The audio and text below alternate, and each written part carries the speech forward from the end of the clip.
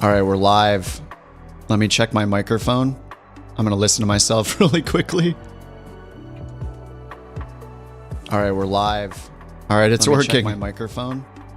Unlike last stream, I forgot to turn on my microphone for like 15 minutes. It was a really weird experience because it seemed like everything I was saying, everybody was responding to what I was saying. It was just a coincidence, I guess, but it was, yeah, that was super confusing. How's it going, everybody? All right, today what I'm gonna do is I'm gonna use Skypark, which I use pretty often just because it's really nice to find routes this way. I hear hey Shorts. So I'm gonna use Skypark. This is a PC only thing, unfortunately, but just like other mods, like Neofly and On Air Company and those kind. But I like using Skypark because it's super easy just to find some routes. I actually don't care too much about my like career actually in this, like the money I've earned or whatever. I actually lost all my progress when I got a new motherboard and a new hard drive and reinstalled, you know, what did I do? Install Windows 11 like end of last year. I care about your career. Thanks. Hey Tyler. Hey Squatch. The mountain is here as well. Squatch, you're the only person here that knows the mountain, I think. Is this a force of habit? I want to start flight sim and you start TCS instead. That's cool. Hey Loris. Alright, so yeah, what I'm going to do in this stream is take a few flights that are multi-leg flights. So actually right now my system is freezing. Okay, it's back, I guess. So what I'm going to do... Yeah, this is weird. I don't know if this is flight sim, like freezing my computer or what, but my Windows taskbar is not working right now. I'm not sure if this stream is still on, but everything is freezing. I think flight sim is the cause, because this never happens to me when I'm not using flight sim. I'm trying to turn the music down, but I can't. Yeah, this is not great, whatever's happening right now. Okay, now it's back. Multi-arm flights. That's for another stream. I'm not quite ready there. It's good there? Okay. Is it your AC fan that's freezing your PC? That would make it better, I think. Okay, looks like I can click around again now. That was weird. So yeah, I want to do some multi-leg flights because... So I'm running Sim Update 10 beta. If you're not on the beta, you can get it for PC or Xbox. It's public. You just have to opt in to do it. So if you look in the video description, I have a link there on the forum thread with instructions on how to get the beta. And if you want to fly along today, the only way you'll be able to see me is if you're also on the beta. So if you are on the beta, I'm on US West USA here. You just go up here and choose West USA. And then in flight conditions, I have all players turned on. So if anybody wants to change their weather or time of day, we'll still see each other regardless of your settings. And then with a Sim Update 10, oh, it's freezing again. I don't think I had this happen at all last time. Yeah, Flight Sim is doing something. Okay, now I can tab run. It's doing something where it's like freezing my taskbar or something. Basically, I can't switch apps right now. So I can't even click Flight Sim. Yep, it's still frozen. This is a horrible start. I actually had a really good start when we did the stream last Thursday, or was it last Friday, I think, shortly after... No, wait, was it Saturday? Wow, I'm all confused. It was Saturday. I think Sim Update 10 came out. The beta came out on a Thursday. I tried it out a little on a Friday, and then I streamed it on Saturday.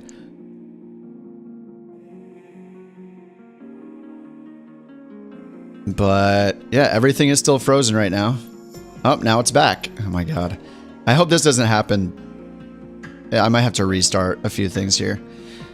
Anyway, in Skypark, so what I want to do, multi-leg, I want to do that today because in the beta, the NXI update, which is in the beta, it makes it so ATC will sync with our flight plan even if we change it.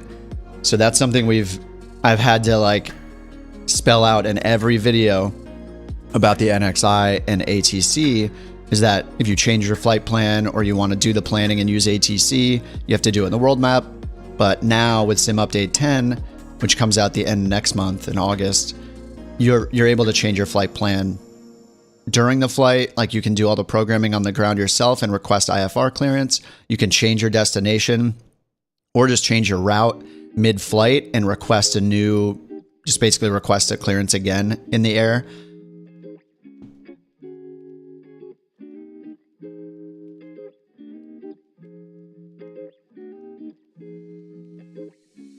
All right, so anyway, that's what we're gonna do. We're gonna program this in on the ground instead of using the world map.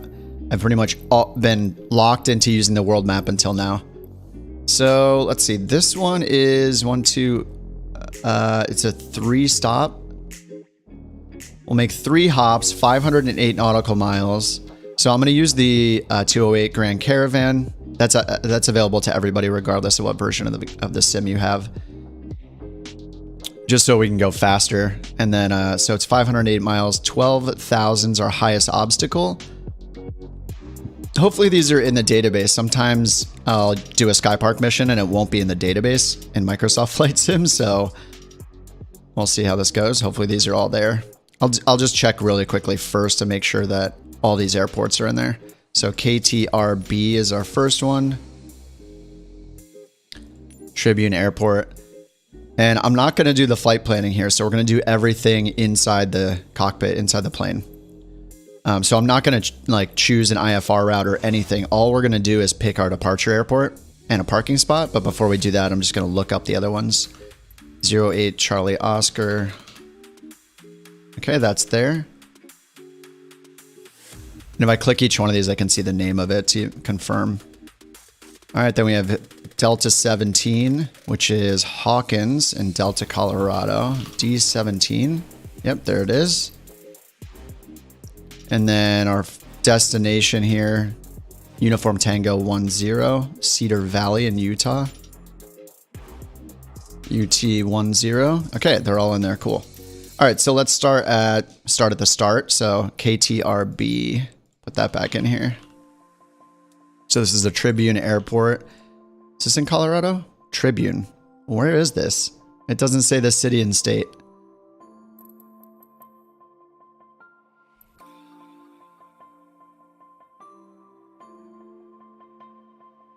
It just says Tribune. KTRB. I'm going to look it up really quickly.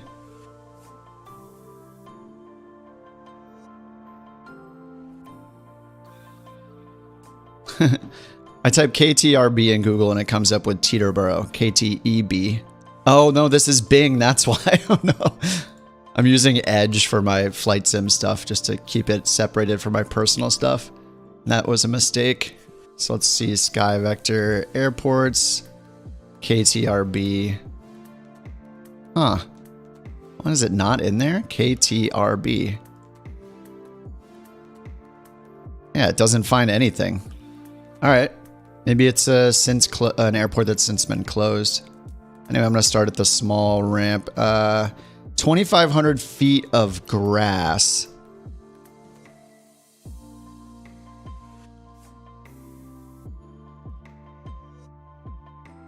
And what do we need for the Grand Caravan?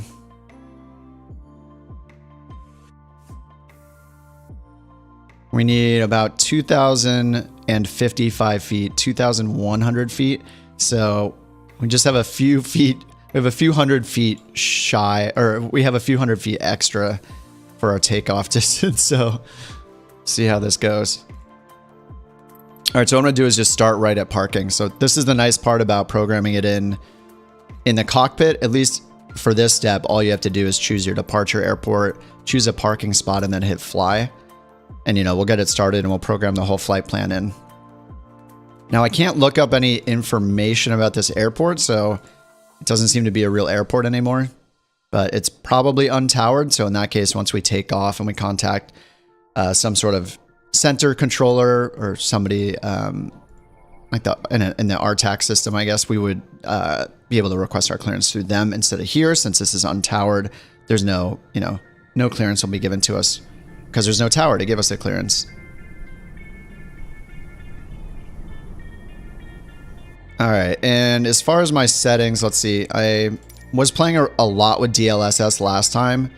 What I've done since then is I have it on TAA still because pretty much just because of the blurriness of the instruments. So like the G1000 screen itself, it gets a little blurry if you turn on DLSS. So I have DLSS off right now because I just want it to be really clear for the stream. Yeah, Tom, I'm using live weather. KARB. Let me double check that. Let's see, it's KTRB. Airports.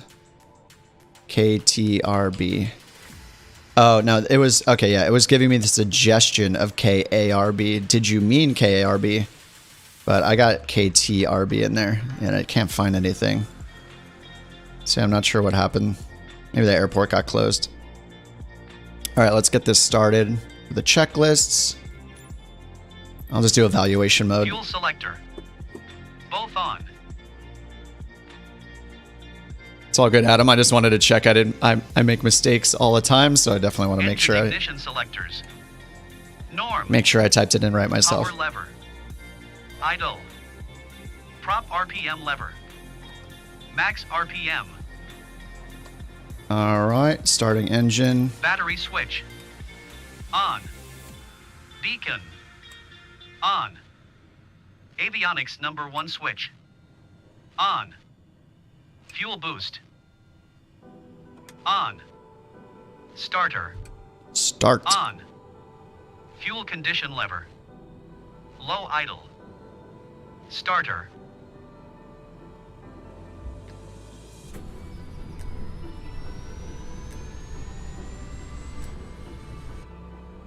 Off. Fuel boost. Norm. Avionics number 2 switch. On. All right. I love the evaluation mode because I don't want to deal with turning my camera around and stuff. How do you do the voice? So these options, like the evaluation button right here, I use this pretty much all the time. If you go into settings under assistance and then go to piloting, here I have one thing turned on, that's assisted checklist. So if you turn this option on, then you'll get these two options here, autocomplete page and evaluation. If you click autocomplete page, it'll just go through, it'll just do it all for you. If you click evaluation, it'll talk through it and move the camera for you and highlight the control for you, the button, the switch, whatever, the lever, to tell you, show you where it is. So evaluation is a really good way to just learn the checklist. And if you're lazy like me most of the time, what I do is just hit autocomplete page for each checklist, and it'll just do everything for you without moving the camera or anything. When you do the autocomplete one, it'll freeze at anything that you have to do yourself.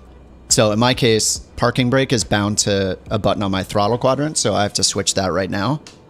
And so as soon as I click it, then it'll complete that step automatically. How do you not crash using mouse and keyboard? Yeah, I have no idea. I have no clue. What you do is you find a cheap Xbox controller or use an Xbox or PlayStation controller that you already have and connect it to your PC and fly using that instead. And turn the sensitivity down a lot.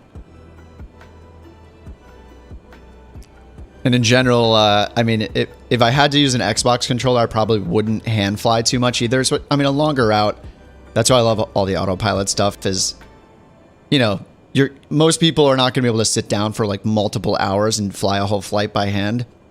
It just gets really tedious anyway.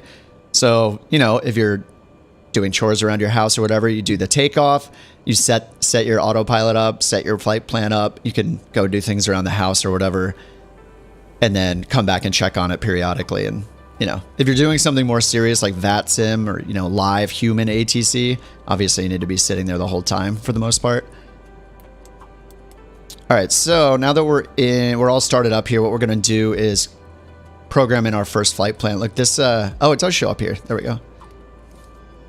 So we just have the grass strip right here. So this is our only runway, KTRB. So what I'm going to do is just use SimBrief. All right, so let's go to SimBrief. This is also, this is a free site you can use. All you need I think you can use it for free, right, with the Navigraph account. Navigraph bought them like a year or two ago. But anyway, this will generate a flight plan for you. A lot of people that fly airliners use this, but you know, if you fly GA, smaller planes, you can use this too. All right, so we're going from KTRB. Let's check over here. Our first destination. So I guess this is we're running some illegal cargo here for the Coyotes, I guess. So it says we're picking up counterfeit purses and iPhones. And then we're dropping off the iPhones at our first stop right here at 08 Charlie Oscar. And then we're dropping off the counterfeit iPhones, or sorry, the purses here at Delta 17, D17. And when we're there, we're picking up some more counterfeit stuff, electronics, probably, who knows, video cards, something. And then flying them to our final destination here, UT10 in Utah. So we're flying from wherever Tribune is. It doesn't seem to know where it is. Maybe it's in Colorado. At least through Colorado and then to Utah to drop off our last cargo. All right, so our first spot we're going to is 08CO. So I'm just going to put that in here. And sim brief, 08 Charlie Oscar. Oh no, see, it doesn't know the departure airport. Bummer. Hey Deuce, I'm on USA West, but I'm on the beta, so unless you have the beta installed, the beta multiplayer servers and the public, like the full release flight sim servers are different. So if you're not on the beta, we won't see each other. But if you want the beta, it'll take a bit to install it on either an Xbox or a PC. But if you want the beta, you can look in the video description. I put a link to the instructions. All right, so it doesn't like this because we don't have this airport available. So let me just see, look for a nearby airport that is in the database, and we can use that instead. So we have to our north. I want to find the closest airport that's in the database. Here's, what is that? 5 Kilo 2 to our west. So let's see, and we're going to be flying westbound anyway. So let's do 5K2. We'll see if that's in the database.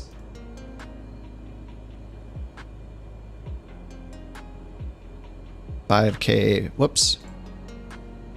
5K2. An unknown destination airport, 08CO. Oh man. I feel like this happens all the time. I think maybe Skypark is just not updated enough to I think they do update the database. Maybe they're not removing old airports that have been taken out. Maybe they're only adding new airports. This is kind of frustrating. 08 Charlie Oscar. That's definitely an O because the 0 is like a thinner one. So it's saying that's not in there either. And this is just ruining our plan here. And I mean, Skypark does give you like a moving map, so we can, you know, we can see that we're where it thinks its airport is. And then this is where this one is, but the Microsoft database doesn't have these, so they've probably been removed. That's annoying. So, I don't know, maybe I can pick a different one. Double duty. 2 hops. Let's see if these are in. Sorry, it's in the Microsoft Flight Sim database, right? So Skypark is using the same database, so that makes sense. Skypark and Microsoft are basically synced up, but real world information is ahead of that. So I don't know. Let's look at this other contract then. Wait, this is the same airport, isn't it? Oh no, KBTA. Okay, KBTA is fine. Let's see the second one, KNRN. Okay, this one's in there. So the first leg for this one will work. And it looks like it's going to work.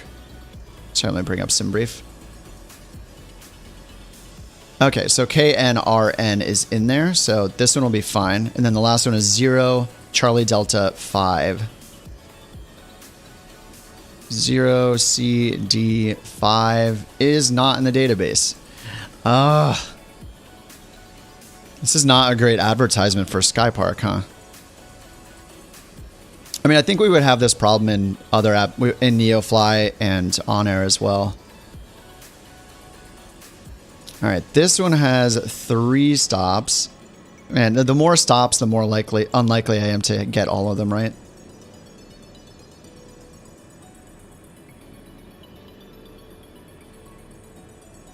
I guess I could just start with Sky Vector and just type in the airport names there because... Okay, 3T6 is in Skypark. F06 is also in Skypark. KTAD is... is this it? The Perry Stokes Airport? Yes, KTAD is in there. KBDG. Blanding Municipal. Yep, that's correct. And 38 Uniform. Wayne Wonderland Airport. Okay, 5,000 foot runway. Okay, all of these seem like they're in there. What is this, talking simulator? Yeah, it's like half the time we gotta talk, plan the flight. Kind of a weird thing. I'm trying to talk. All right, I'm gonna have to restart them because these for that airport we were leaving from the those airports weren't in the database. So this one looks good. At least in Skypark, these are here. All right, so let's request this one instead. All right, so I'm going to load in a second time. We're going to go to 3 Tango 6. Okay, this is Clark. Wait, only 1,600 feet. Wait, we're not going to... Are we going to be able to take off, short field takeoff 1,600 feet in a Grand Caravan? Caravan, short field takeoff distance. Let me look that up. Yeah, no, we need like 2,000. We need more than 2,000 feet.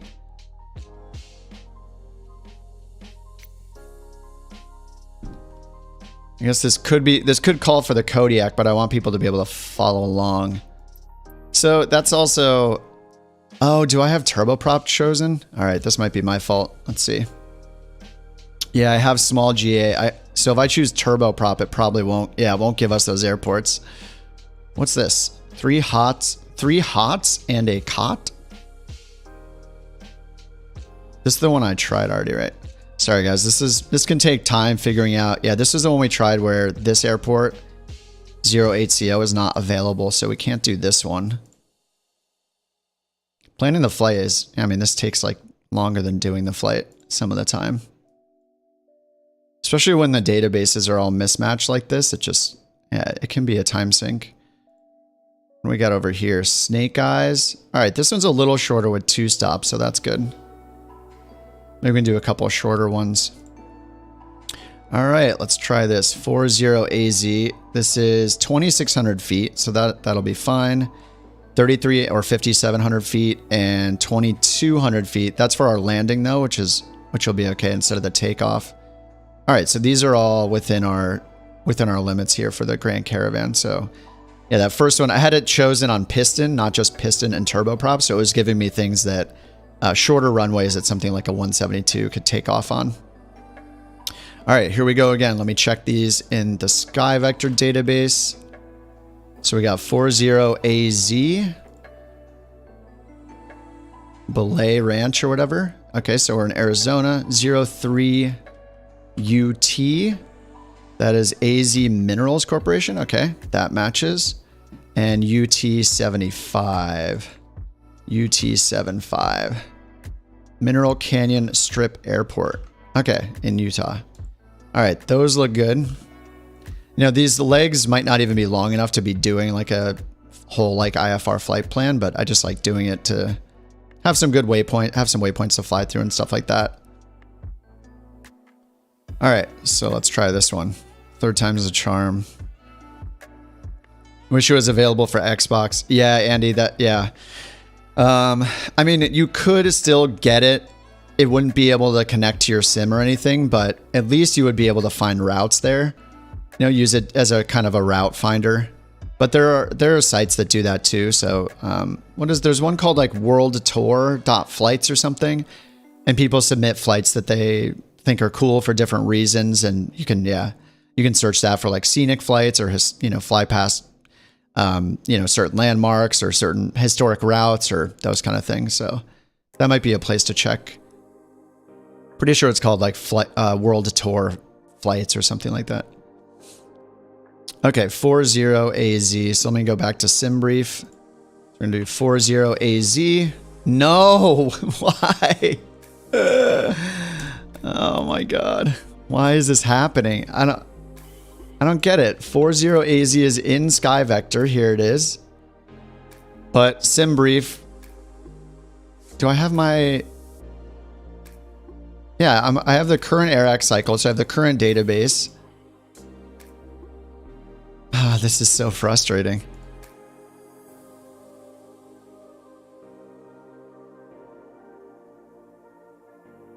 I mean, this is the downside of trying to use like something like SimBrief is if the database is not in sync, it just doesn't work.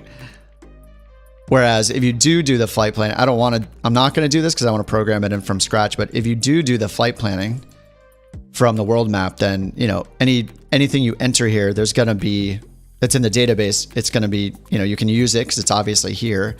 And then you're going to just choose like an auto-generated IFR flight plan and it'll figure it out for you.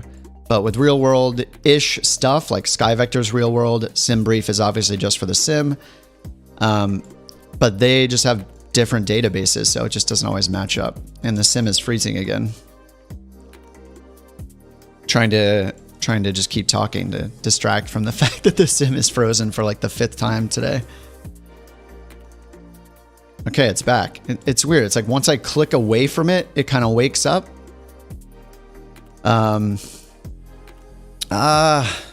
Sorry, this is taking so long. I mean, do I try more? There's just none of these are legitimate routes. I mean, they're legitimate from Microsoft Flight Simulator standpoint, but not other real world tools. Well, SkyVector, it worked, right? Let's try SkyVector then for the plan. Okay, so let's go a 04AZ. I'll just not use SimBrief this time.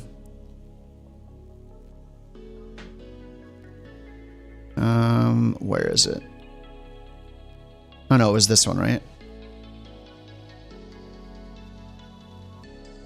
No, this was the original one. This one. Snake Eyes, right? 7,900 feet. Let's see here. 2,600 feet of runway, 33 to 57, and 3,900. Okay. So 40AZ. This was the one that SimBrief didn't like, but let's see if SkyVector likes it.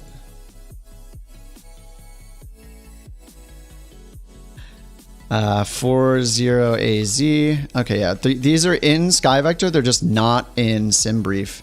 40AZ to 03UT.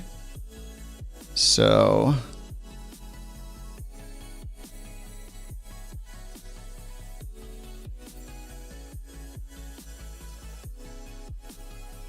all right, so here it is in SkyVector. So these are in the SkyVector database at least, so that'll work.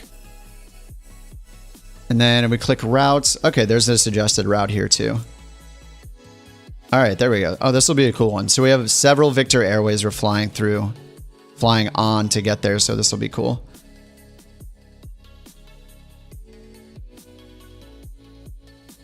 Hold on, is our first leg really that long? No, wait, the first leg is 264 nautical miles. But the route is 325 miles. Let's see, 03UT.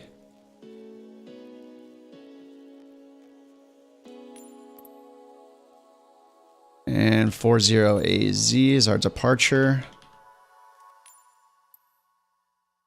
Okay, hour and 22 minutes. That's not too bad. That's if we're going direct, so probably be like almost a 2-hour flight. Man, that's far. We might have to use time acceleration to get us through this because I don't want to have you guys sit here for like an hour and a half for one leg. All right, but this looks like it'll work. So we have our actual route here. So let's start at 40AZ, and we're going to start at the only parking spot that's available. And we got a dirt runway. That'll be fun. And I'm just going to we're going to use this recommended route in Sky Vector. So there are a few waypoints and a few Victor Airways we're going to be on. So this is the one I'm going to be referencing right here while I put it in. Pop key, Victor 105, Papa X-Ray Romeo, VOR. So Victor Airways connect one VOR to another. So that's why in between the Victor Airways, you're going to see, 3-letter waypoint names. 3 letters indicate that it's going to be a VOR. All right, so in the cockpit, let's use the assisted checklist the fast way this time. So I'm just going to click autocomplete page, next checklist, autocomplete page. Let it take care of the startup for us. So I guess this is the parking spot. This is right along a road here. And let's see, is that the dirt strip right over there? Could be in front of us. We'll just check see if there's anything on the map here to give us a hint about where the runway actually is.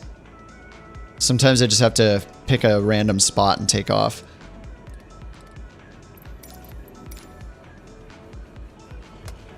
All right, let's turn on our strobe light.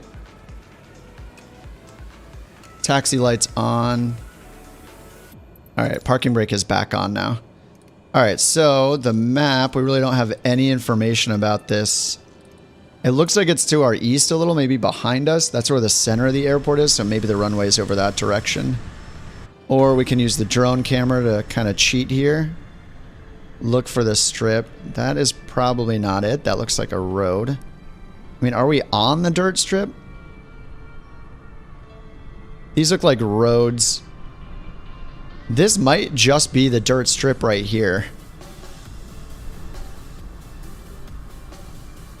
I mean, it might just be loaded right on the dirt strip. It says we were at parking, but what else around here? Looks like there's like a racetrack right there. That's cool. I mean, this looks like it looks like a dirt strip, but there's also like, I don't know if those are buildings or trucks parked there on the satellite imagery or not. Could be right here. No way, that's way too small. That's just the satellite image. Yeah, I think we'll just take off from where we are. We'll just turn around because this looks like kind of a dirt strip. Maybe it's even this section right here. But they have cars on the side of it. It's so confusing. Could just take off in the field, I guess. Hope nobody yells at us. All right. All right, so let's program this thing in. So we're going to go to flight plan over here. Put in our origin first. So 40AZ. I'll use keyboard mode by clicking here. Click again when you're done. Enter, enter. Oh, actually, could I choose the runway? Let me see if the runway's in there. 8 and 26. Okay, we'll check the weather in a second. I don't think there's any kind of... I don't see a windsock or... I mean, there's nothing here at all. If this is actually the runway, then we have like an incline. So if I choose a runway here, let me just choose one of them for now. Let's just choose 8. See if it moves our waypoint. Okay, it did. So it's pointing, where... So I think this is the runway right behind us. So we turn around. It says runway 08 starts over there, right here, which is directly behind us. So this is probably the start. This is probably 27 right here. Oh, wait, no, sorry. 08 would be... Wait, that is so weird. Why is it runway 08? 08 would be 80 degrees on the heading. This is interesting. Just figuring out where the actual runway is. So we're heading about west, so 08 would be... Yeah, it would be right behind us, right? Okay. All right, so that seems right. So 08, it doesn't come towards us. It's right here, and it's going to be starting from there, facing to the east, 080 degrees. So the start of the runway is up here somewhere. Maybe here or up there, I don't know. We'll have to go ride up that hill and check it out first. All right, little tiny airport, so confusing. I also have enhanced airport graphics, this mod installed. Sometimes it can actually make the grass and dirt strips look less obvious than they are without the mod. So that's why it might be blending in more. All right, let's see. So we have POPKE, Victor 105. Okay, let's put in our destination 03 UT. Destination field, click here.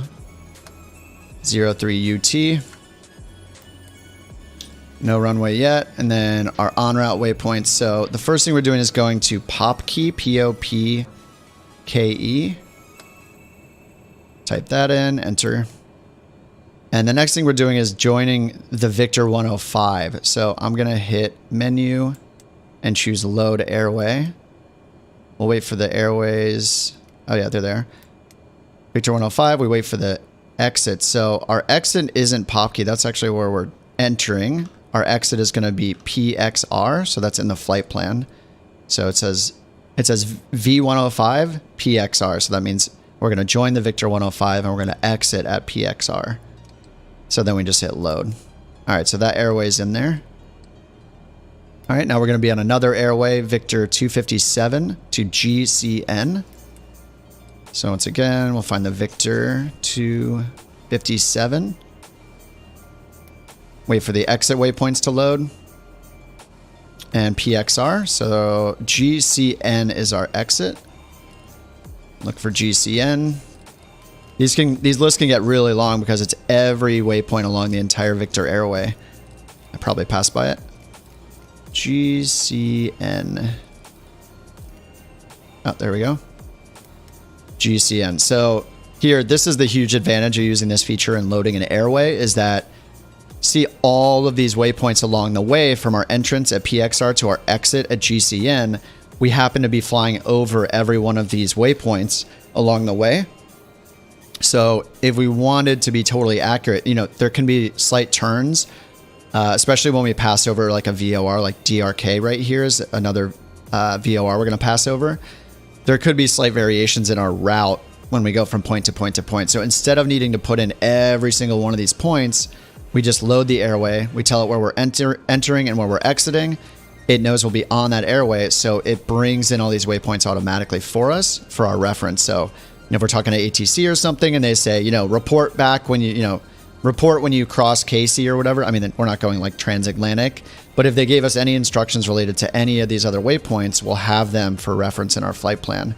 Now you can see all of them here. So you can see how at DRK we turned.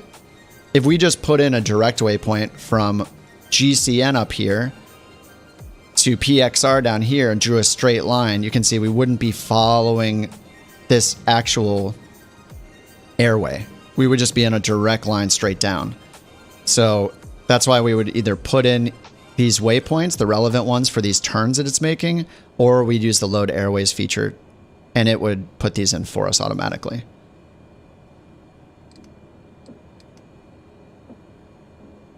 Okay, so next we have one more Victor airway, Victor 293.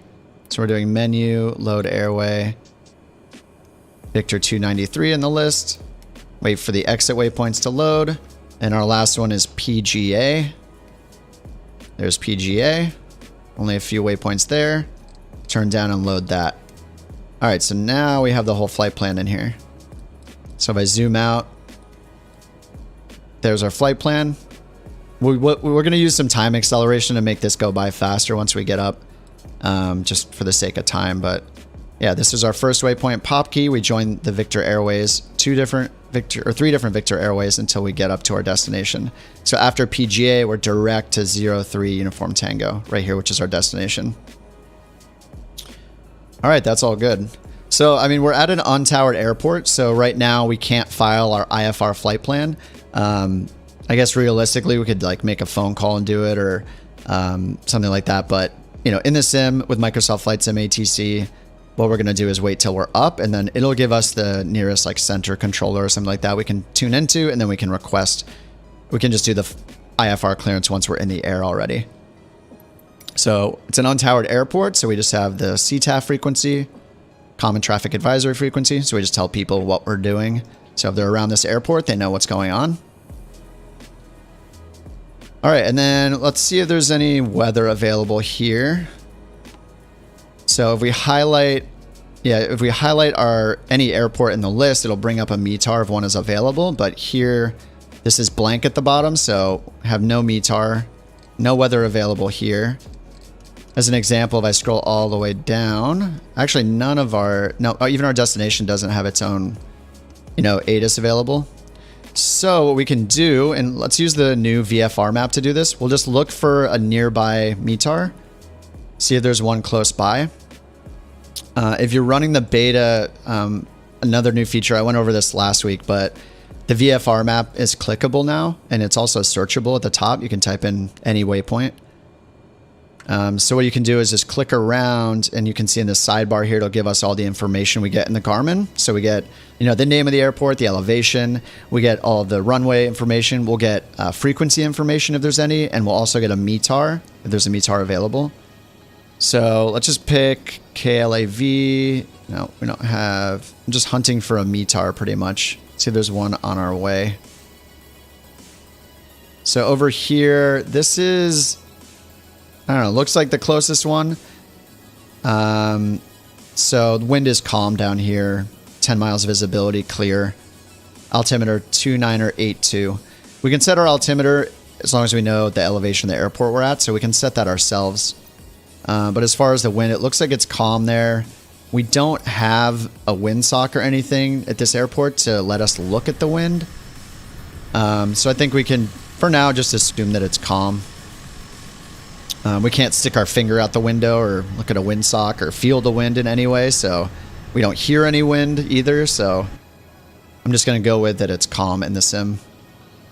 One last thing we're going to do here, we have to change our navigation source here. By default, when you load in, it's on VOR1, so we need to change this over to use GPS as our source for navigation.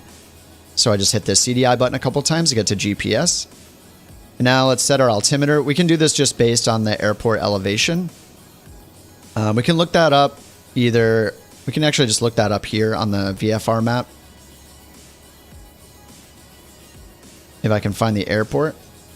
It's got runway 08 there. Okay, that works. So 1,240 feet. So 1240, we're at 1360. So we'll turn this until we get to 1240. There we go. So maybe 29er, 79er. Within one or two there. Oh, maybe ATC will give the taxi ribbon. Yeah, if we had a tower, we don't have a tower at this airport. If it did though, yeah, you're right. When you request permission to taxi to whatever the active runway is, yeah, and you had taxi ribbon turned on, then yeah, it would draw the taxi ribbon for you if you have that option on. That would be a way to find the start of it as well, yeah. But it looks like it's right behind us, so it's runway 08. So yeah, once we turn around here, we'll be on roughly a 080 heading. Question is really where the runway starts, and there's kind of this uphill part here. So once I turn around, I'm giving it a lot of left brake here to make this tight turn. It looks like Deuce is loaded in. I mean, if he loaded in on the runway, then if he loaded in on runway 08, then that's where the runway starts up there. But we'll just go check it out. It's just funny that there are cars here, so it's good stuff. So something nice that Skypark does for you is give you the estimated highest obstacle. So that's something we can use. Let's see, is it this one? Whoops, no, it's this one, Snake Eyes. Highest obstacle is 12,600 feet. So we could look, if we had when we file our flight plan, of course, we'll know, like ATC will be telling us which altitudes to climb to, so we'll be guaranteed to not, run into anything. Okay, maybe this is the runway? I don't know. Maybe he's on the other runway. Anyway, what we can do is use, we can just use that 12,000 obstacle clearance right here. 12,000 is our highest obstacle, 12.6. So generally we'll add like 1,000 or 1,500 to that just for safety. And then base our VFR, or our altitude will be based on our direction of travel, so east versus west. So if we look at our overall route here, we're going to the east slightly. So east is odd, so we'll want an odd number for our altitude. So if it's VFR, you tack on 500 more feet. So until we get our IFR clearance, technically we're VFR. So we would have, oh, I loaded the wrong one. Sorry, this one is 7,900 feet. So call it 8,000 feet. We want to add at least 1,000 just for safety. So I'll go make 8, 9. 9 is already odd and we'll be VFR. So we add 500 more. So we'll do 9,500 feet. We'll talk to ATC right away and they'll give us an altitude. But for now, I'm going to set 9,500. I'll just bug that in my selected altitude here. So I'm just using the altitude selection knob, watching this number right here, the little blue one. This is our selected altitude for our autopilot. Even if you're not using autopilot, you can use this, to remind yourself of what altitude you're supposed to be at, just as a reference. Same with the heading bug, even if you're not using autopilot, the heading bug's good to set for references like your runway heading, on takeoff, on landing, things like that. All right, 85, 80, there's 9,000, 95. All right, so we're 9,500. All right, I'll just leave that. And I mean, this looks like the runway. I think it just starts, where we pulled up to. So we're not on an incline anymore. Not doing any sweet jumps today.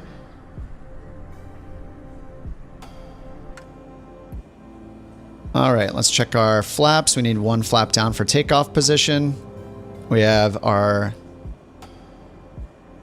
engine set in high idle instead of low idle. So this is full forward. Prop is full forward. And then if we look for our rotation speed here, we can see it's 70 knots. So once we get to 70, we'll pull back and take off. I'll sync the heading bug straight ahead. 078. So that matches up with a runway of 08. So we're roughly on that same heading. And when we take off, we're just going to make a slight turn to the left to go direct to pop key. And I didn't announce our taxi, but if I did it right, I would have clicked taxi here. Oh yeah, so actually I wonder if this will show the taxi ribbon. This should just show it, right? I think that normally shows the taxi ribbon and I have it on. So I think we might have just taxied correctly already. Yeah, so what Officilla said in chat was, yeah, you could use the taxi ribbon. I think I turned it off actually. So yeah, even at an untowered airport, right? When we announce our taxi, I believe it does turn on the taxi ribbon. So here, navigation aid, taxi ribbon on. Let's see if it shows it. It's not showing it, so that's probably a good sign. I'm probably at the right spot already. But yeah, that would be one way to do it too. Forgot it actually does. Yeah, it will show it to you even at an untowered airport when you announce taxiing. All right, and then we're just going to say we're going to depart to the east. We're just announcing it. All right, we're going to give it full power. Flap is down, parking brake is off. Our landing lights are now on, taxi light off. All right, so we're looking for 70 knots on this kind of weird runway that seems like it's used by cars. There's 50 knots, 55, 60, there's 70. Pulling back on the throttle a little bit because it's all red-lined, angry at us.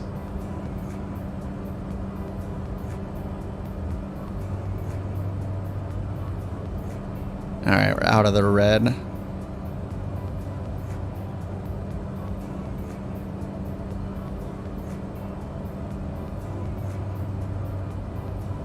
Trying to pitch for like 90 knots. You can see our little bug right there on the speed tape. VY, that little Y that shows us our best rate of climb. So we're pitching for that. And we're going to turn to the right a little. And put our flaps up. Trimming that out. I have a little trim wheel on my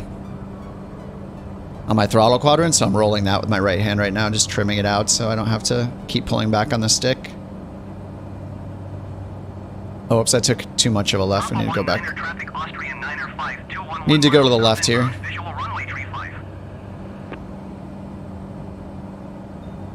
Alright, so we're going to go left and get on course. So we didn't tell ATC about our flight plan at all yet. We just took off from an untowered airport and announced. So let me turn on the course here. And then you can see here once we get airborne, it gives us just a quick way to get to the nearest approach or center controller. So here it shows us Phoenix approach, so we can tune into that.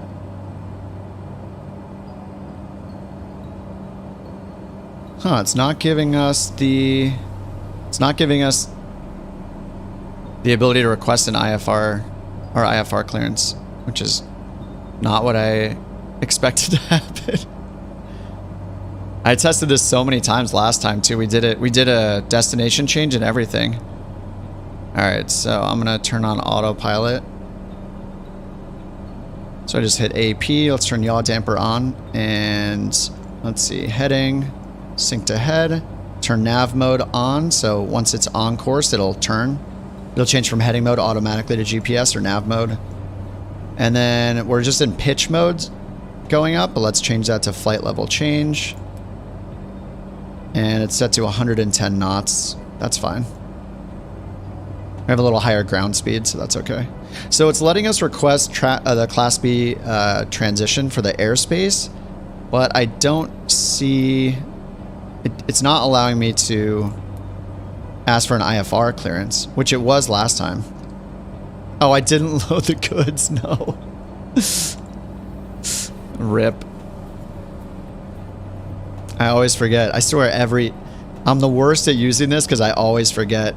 And Skypark is like the only one that doesn't tell you like, hey, don't forget to load the goods, or automatically do it for you. On Air Company and NeoFly, I'm pretty sure On Air Company will like automatically start the flight for you. I think I'm just used to that. I forgot. So we're bringing nothing. It's fine. They'll yell at us. We still have the route. I mean, that's the main use for this, is to have the route. Whoops. I wonder if I could do... Yeah, I wonder if I could do a flyby and just pick them up. I think I'd have to land again. Well, a lot of unexpected things are happening today. Like, I feel like usually on the stream, the flights are like pretty smooth and things kind of go as planned, at least with the planning part of it. This time, it's been hard to find the route, and it's not giving us the option to request our IFR clearance once we're airborne. So, I mean, let me do the request through the Bravo and see if after that maybe it'll let us. 5 miles north of Tree Alpha Zulu to 5,700 feet. I think this is really just the way for us to make initial contact with them. So I think maybe it'll show up after we make initial contact here. All right, transponder 0727 and altitude mode. Cessna Kilo India Papa radar contact 5 miles north of Tree Alpha Zulu to 6,300 feet. Cleared through the Bravo airspace. All right, cleared through the Bravo. Navigation. Okay, acknowledge that. Through the Bravo airspace, Cessna Kilo India Papa. So here's the Bravo. We're a minute late. Actually, I'm not sure what the altitude of this shelf is. Okay, here we go. Now we can do it. Nice. All right, so here, I guess we can't make our initial contact with them and just request, because we had the airspace situation happening. We had this Bravo coming up, so that was our only option. But now we have the option here. So this is the thing that was not available and is not available in the Sim Update 9 version of the sim right now. But in the beta, this is working, and on August 23rd, I think it is, when Sim Update 10 comes out for real for everybody, you'll have this ability too. So the NXI is the default for all of the stock planes. Oh, blurry stream. I have it up on an iPad, and it looks okay to me, Rob, so it might be on your end.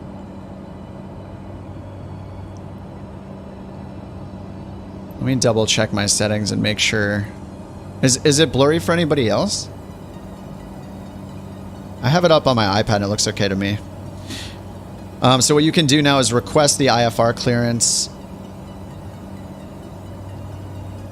Stream. Yeah, have it at my normal settings. Looks good for you guys? Okay. So what we can do is now, so this is basically what you had to do previously.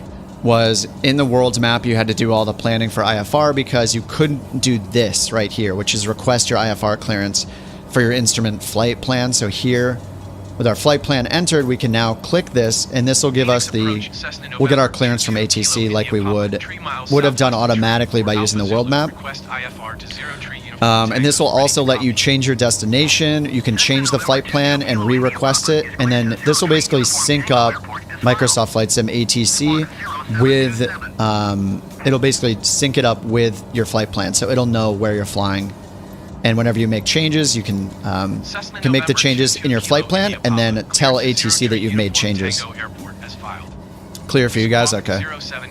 Downgraded itself? Yeah, it's possible you're in auto mode on YouTube and it'll, yeah. I usually put it at the top quality manually, so you might want to do that. Alright, climb and maintain 11,000 feet. They gave us the altimeter 2981, so we were close, or it's changed a little bit since we took off. And we're going to roll this up to go to 11,000 feet. So we planned 9,500. They've assigned us 11,000. So I just changed this up to 11,000. We're still climbing.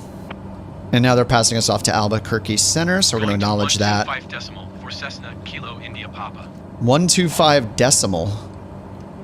125.4. Change that here.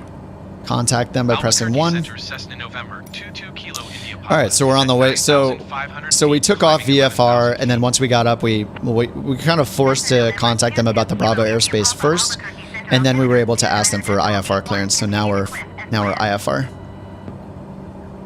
Alright, and so they said continue to Cliff as planned. So where is Cliff? Okay, there's Cliff. Cliff is the first waypoint in our next airway that we're going to be on, Victor 293. But we do have our plan being on this airway first, the 257. We're not quite there. We're about to enter that airway right here. Once we get to PXR, that'll be the start of the airway.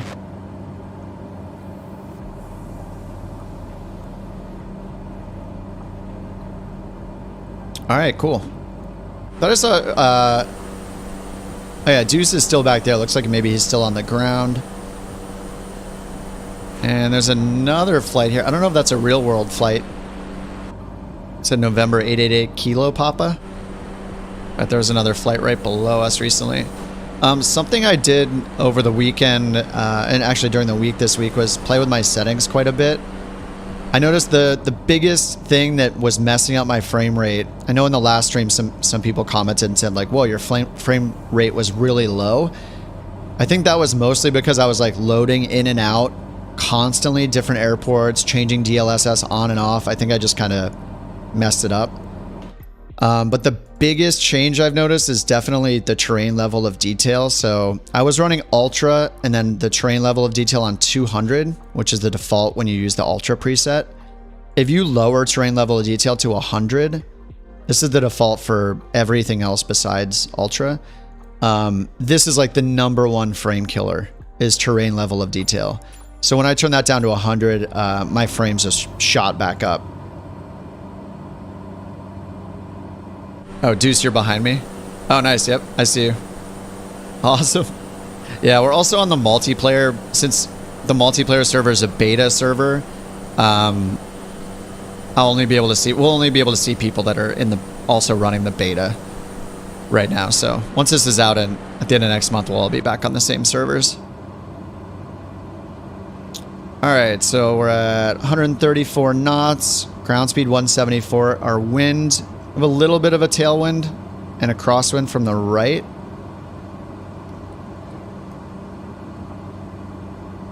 All right, and we're en route. So this is just going to be, it's kind of quite a long route. It's like 300 and something miles. Let's actually see if we can turn on the remaining distance. So up here at the top of the MFD, we have these 4 magenta metrics, if you will, pieces of data at the top here. So these are the defaults: the ground speed, desired track, estimated time. Actually, these two I think I customized already. Estimated time of arrival. So that's 1932 UTC. And we're at 1931. So this is actually estimated time to arrive at the next waypoint. And ETE is time until getting to the next waypoint. So, but what we can do is change these if we go to the aux page. So we use the big knob down here to change to aux. Big FMS knob. And when we're on aux, right up here, we have the data bar field. So that's what these are right here. And we can customize those. So we can use the FMS knob. Oh, that's such a weird bug. There's this weird bug when you push a knob, it zooms the camera out. So here, once I push the FMS knob, that'll turn on the little flashing cursor. And we can move this over and choose what data we want to show at the top here. So, for example, like ETA and ETE, I mean, those are pretty similar, right? One's the countdown, one's the time we're going to get there. But you can change through all of these options here. So, let's see. There's distance and destination. Let's see what distance gives us. 15.7 nautical miles. So that's the same as over here. So that's to our next waypoint is distance.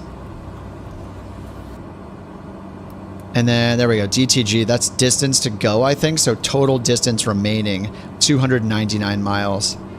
So I am going to use flight acceleration to get us through because we don't want to sit here for 300 miles in a Grand Caravan. Yeah, then we have ground speed. I don't know offhand every single one of these. But there's I think I put a reference to these in a video at one point, but I'd have to look a bunch of these up. I think this is like endurance. I thought there at one point there was one which was like total remaining flight time, but I don't think that's in here anymore. Anyway, that's where you can customize those. So we have you can see our total distance to go up there. And then when you're done, you just want to flip back to the map screen. So you need to turn the FMS knob back off and then use the big knob to go back to the map. Yeah, and we looked at this last stream, but we also have weather radar. So in the Grand Caravan, it has its own onboard weather radar. So I can use that if I want to. ETA, I think that's the estimated time. I think that's the one we just had on, Robert. I'm pretty sure it unfortunately shows estimated time to arrival of the next waypoint. Let me try it though. So ETE is estimated time en route. I think ETA will just tell us what time will be at the next waypoint. 1937. Yeah, so that's only in three something minutes from now. So that's still for the next waypoint, not for the whole time to get there. I think they changed this list because at one point I did have one that showed our actual estimated time of arrival, like to our destination. What's TKE? Not sure what that one is. Fuel on board. What's FOD? Speaking of fuel, I did no fuel planning because I had just totally skipped it. That's bad. Endurance, 2 hours and 12 minutes. Yeah, I agree, Robert. I used to have it set where it would show me how long it would take or what the time would be to get to my destination, not to my next waypoint. But now all I can find are things relating to the next waypoint.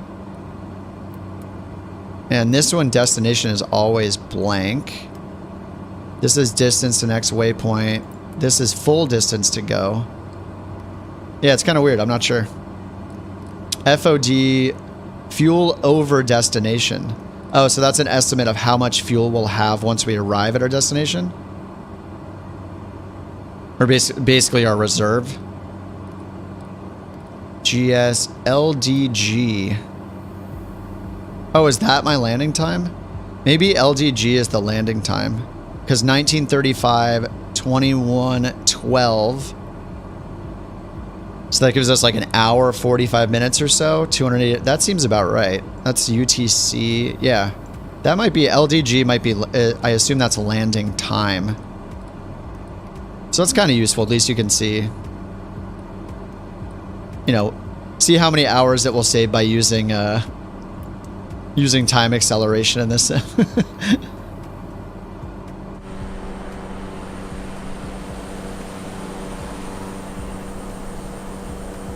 Deuce is catching up to us. Can't quite tell what he's in. It looks like he's in a Grand Caravan too.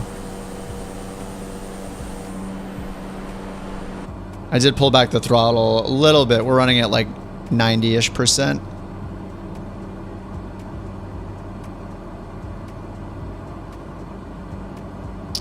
All right, and ATC is all quiet. I have live traffic turned on too, but Yeah, with with multiplayer off and being on a different server really cuts down on how many people are near you as well.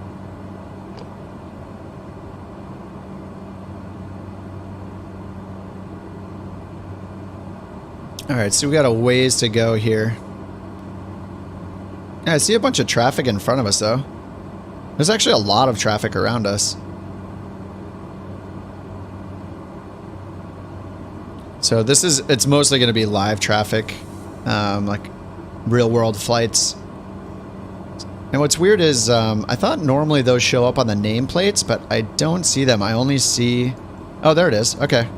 It only shows up a certain distance now, I guess. That's nice. It's only when they get close enough. So here's November 188 Tango Whiskey. Could look that up. Look up that real flight if we want to, see where they're going. We see Deuce behind us. Yeah, okay. That's cool. I think this must be a sim update 10 thing. So yeah, we have Southwest, but these aren't showing up until they get pretty close to us, so that's really nice. And I'm using a mod for these nameplates too. When will I release a video going over the new ATC changes? Planning to do one. I just haven't gotten around to it, but yeah, I basically want to go over what's going to be in the update next month. I guess I'm not rushing on it too much just because not everybody's on the beta. But yeah, I'll probably do it this week. How did I get the call sign thing? If you mean the nameplates here, you can turn these on. If you're talking about the flight numbers or the tail numbers here, you can turn those on just by going to general options and then traffic right here, show traffic nameplates. And you can actually set a hotkey to this now that's also in the beta. If you go to your keyboard shortcuts or whatever, you can set a hotkey to toggle the traffic nameplates on and off. So I have one of those. So if I hit my hotkey, you can see it turn on and off as I hit my hotkey. So that's nice too. That's something new in the beta. All right, they just had us, they're having us change frequencies. Where are we going? 123 or 132.9. 132.9. 132.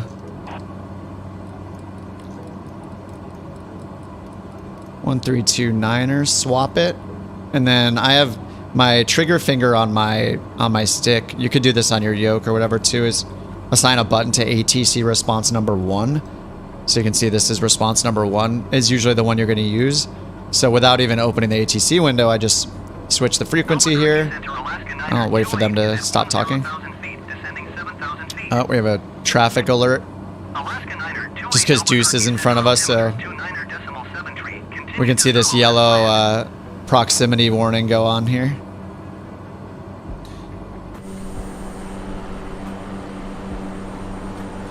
So because I have ATC response number 1 set to my trigger finger, all I have to do is just pull the trigger finger to reply. November 22 Kilo India Papa 11,000 feet.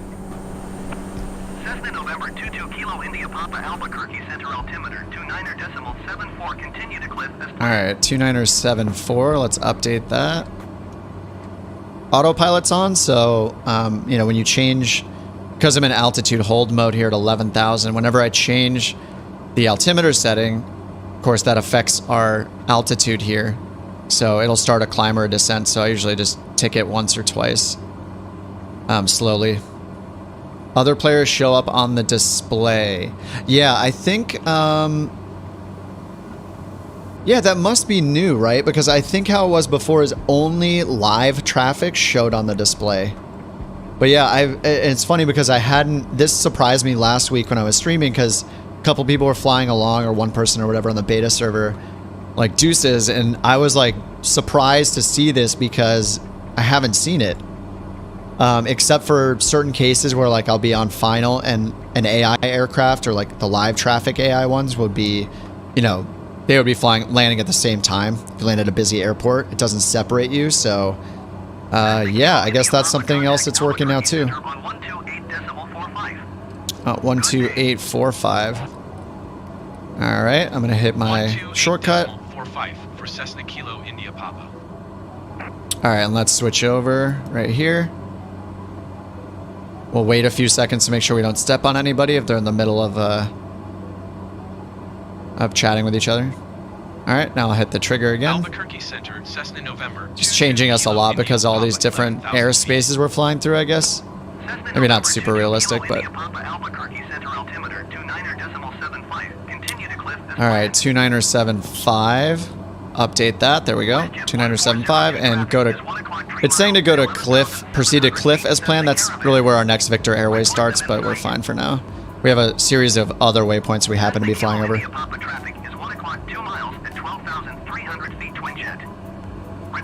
Twin jet traffic at 2 o'clock. Yeah, a little... That was a little late of a warning there. There's the twin. So we'll say we have the traffic in sight. Cessna Kilo India Papa have the traffic. Hey Roby, just subscribe to your channel. Thanks. Enjoying the content. Are you a professional pilot? No, I am not. I'm not a pilot in any way. I just fly the sim, but yeah, I just fly the sim, and my deal is just that I got into it a couple years ago because my partner flies, so she earned her her private certificate or whatever, or PPL. Whenever I call it a license, I get reminded that it's not actually like a license. I think it's like a certificate. But anyway, yeah, she got that. She's been working on her instrument rating, and I fly with her sometimes, but I'm kind of terrified of it a little bit. So I just started learning by doing the sim a couple years ago. But yeah, I love it. It's a lot of fun. So no, not a pilot. So I will probably still say a lot of things that real pilots are like, that's not quite true. But people are really supportive, thankfully. Like, I get a lot of good comments on the videos too, and there's little things I got wrong, so people will point out mistakes, and I learn a lot from those too. So it's a mutual relationship. Hey Chris, what's up? How's it going? Happy Sunday. Descend and maintain 7,000 feet. Expect ILS runway 26 approach via Zerlo transition cleared to Zerlo Southwest 1770. You know, this area we're flying in, because it's just so clear out, just kind of, the weather is kind of boring right now, not gonna lie. All right, and we have a ways to go, so I think we should use some time acceleration here because we got 265 miles and this is our first leg. And then once we land, we're gonna redo our flight plan and do another IFR clearance for our next flight plan, just to play around with ATC and, you know, show that ATC lets you do all the IFR stuff now. You don't have to, or with the NXI it lets you. So before, or even today, if you're not using the NXI, which is kind of a crappy experience, the NXI is way, way better than the old or the stock, like a Sobo G1000. If you're using the old one though, these things do work. You can request an IFR flight plan through ATC yourself. You can change your destination, all that stuff. So we've had that limitation in the NXI until the beta. So now that we're flying with the beta, we're able to do that as well. So it's a nice change. 7,000 feet. Expect ILS runway 26 approach via Zerlo transition cleared to Zerlo Skywest 3321. I really like that they updated the nameplates to only show them when they're pretty close to you. It makes me want to keep them on. I would mostly turn them off just because there's so many of them. I guess you know, we're also not in a really busy area of the country, so. Looks like Arizona. Yeah, I think we're flying north from Arizona. Let's see, what was our starting airport? Was right here. Yeah, Maricopa. Boulay Ranch, maybe? I don't know how to pronounce that, but Maricopa. Yeah, we're flying up north to Utah, Moab, Utah. But we're gonna make a stop along the way here. This first leg is the longest one, 264. Yeah, you can see that I forgot to load the cargo, so I'm dumb. I forgot to hit the button again, but we're still gonna fly the route. So yeah, we're flying from 40 Alpha Zulu to 30 Uniform Tango, 30 UT. This is the long leg, 264 miles. That's the direct. We got him. Southwest flight above us.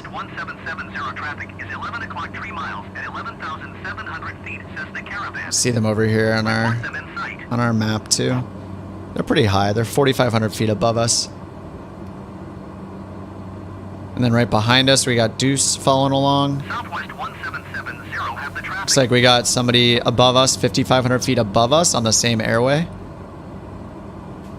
So, you know, this is just why, you know, IFR altitudes or just altitudes in general, right? Like we're on the same airway at the same time. They're going the opposite direction, but, you know, mattering what ATC assigns them, they'll be separated. Mattering if they're going west to east or east to west, we'll be separated by a good 1,000 feet just because of that rule. Even thousands of feet and odd thousands of feet. So even though we're flying the same way, if we're flying in opposite directions, there's that 1,000 feet of difference that we'll be flying at. And then VFR planes, if somebody's on the same route in VFR, they're going to be at a 500 feet difference at least from our altitude. So 15,700 feet twin jet. Report them in sight. is anyone crashing on startup? Yeah, C. Wiggins, I crashed a couple times on startup. Not today, but the other day, yeah, I started it. It just didn't even get to the loading screen, really. It didn't even open the game, and it just crashed. That happened to me a couple times. But once it's running, it seems pretty stable. I was having some issues, like, switching apps. Like, because while I'm streaming, you know, I'm switching over to, like, SkyVector or something like that. Or, it was kind of freezing a bit for me when I was on the world map today, but it hasn't crashed yet. All right, so they're reporting more and more traffic. We just passed over someone else. I didn't see that. I'm just going to say not in sight. He's already way past us. He's right over there. It was another SkyWest flight. Beta's very stable. Yeah, besides the little hiccups I had just today when the stream started, not being able to click around to different apps. That was happening when I was on the world map, so maybe there's a bug there, but once I'm in, I mean, and I even tempted fate on the last stream just saying, wow, this is the most stable thing of all time. It could never crash. It did not, it still didn't crash. And my frame rate is a lot better since the last stream. I definitely turned the terrain level of detail down, and that gave me a lot of frames back. And I'm not using DLSS just because I think it's just as good without it. I know some people on the forums were saying that they want to, that they're expecting a driver update from NVIDIA. Because usually you do see that. Usually when a game has DLSS support, like a bigger game, NVIDIA will release a new like game-ready driver, and it will add support for those titles that added DLSS. So I'm hoping when they do that, presumably they'll do that for Microsoft Flight Simulator next month when it gets released, or maybe it'll be a few weeks after it gets released. Usually it's the day of they have it available, but hopefully that will give us even more. For those of us on NVIDIA cards, give us even more of a performance boost. We'll have to see how it goes. All right, we're on the way to Mayer, then we're making a turn here. So this is why loading the airway into the flight plan is good, just because we have all these waypoints, and on some of them we're making turns. So, yeah, they told us to continue on to, what was it, Cliff. So it told us that we're cleared all the way to fly to Cliff, and then once we get there, I think this is another untowered airport. Yeah, so we'll they'll just they'll just check with us that we have the airport in sight. Once we have the airport in sight, we're on our own. But what we can do is check out the runways there. So I'll just do it in the Garmin. So what we can do is go and highlight our destination airport right here. And once it's highlighted, you can hit enter, and that'll take you to the waypoint information page as a shortcut. So here we can see the runways. We can see the elevation, 5,300 feet. It's the airport elevation right here. Then we have the runways available. So when I select this, we can scroll through. So there's 2 different runways. So we have 1, 2, and 3, 0. That one's 3,300 feet, turf. And then another turf surface. So, and this one's 2, 1, and 0, 3. 126.8 Skywest tree 21. Another way we could do that in the beta is the new VFR map. I need to get used to using this actually, because normally I just never touch the VFR map. What's nice, you can see that our route is all reflected here as we'd expect to. But if I go and click on the airport, it'll give us the info too. So here we don't have any, there's no METAR, there's no no weather reporting station here or anything. There's no ATIS, so we can just look at some nearby airports to get an idea of what the weather around here might be. And we also have NextRad on, so NextRad isn't showing anything right now. Let me actually double check. Yeah, NextRad is turned on. Yeah, it's clear. It's just completely, it's for the most part clear skies. There's a little bit of clouds up here, but yeah, we're not expecting to run into any rain or anything like that. So if we check the nearby METARs, so as you click these airports, if it has a METAR available, it'll be in this sidebar here. So any more, a more major airport here will have a METAR available. So here we have the winds are 230 at 3 knots. And I don't know of any, oh, here we go. So this one we're flying over here, 030 at 8. So the 030 there and 230 there, so they're quite different from here to here. This one's closer to where we're going though. What we can do though is because we have the wind indicator here, we have wind information right here on the NXI, we can just use this as we're getting closer, just check what our current winds are. Just to have something.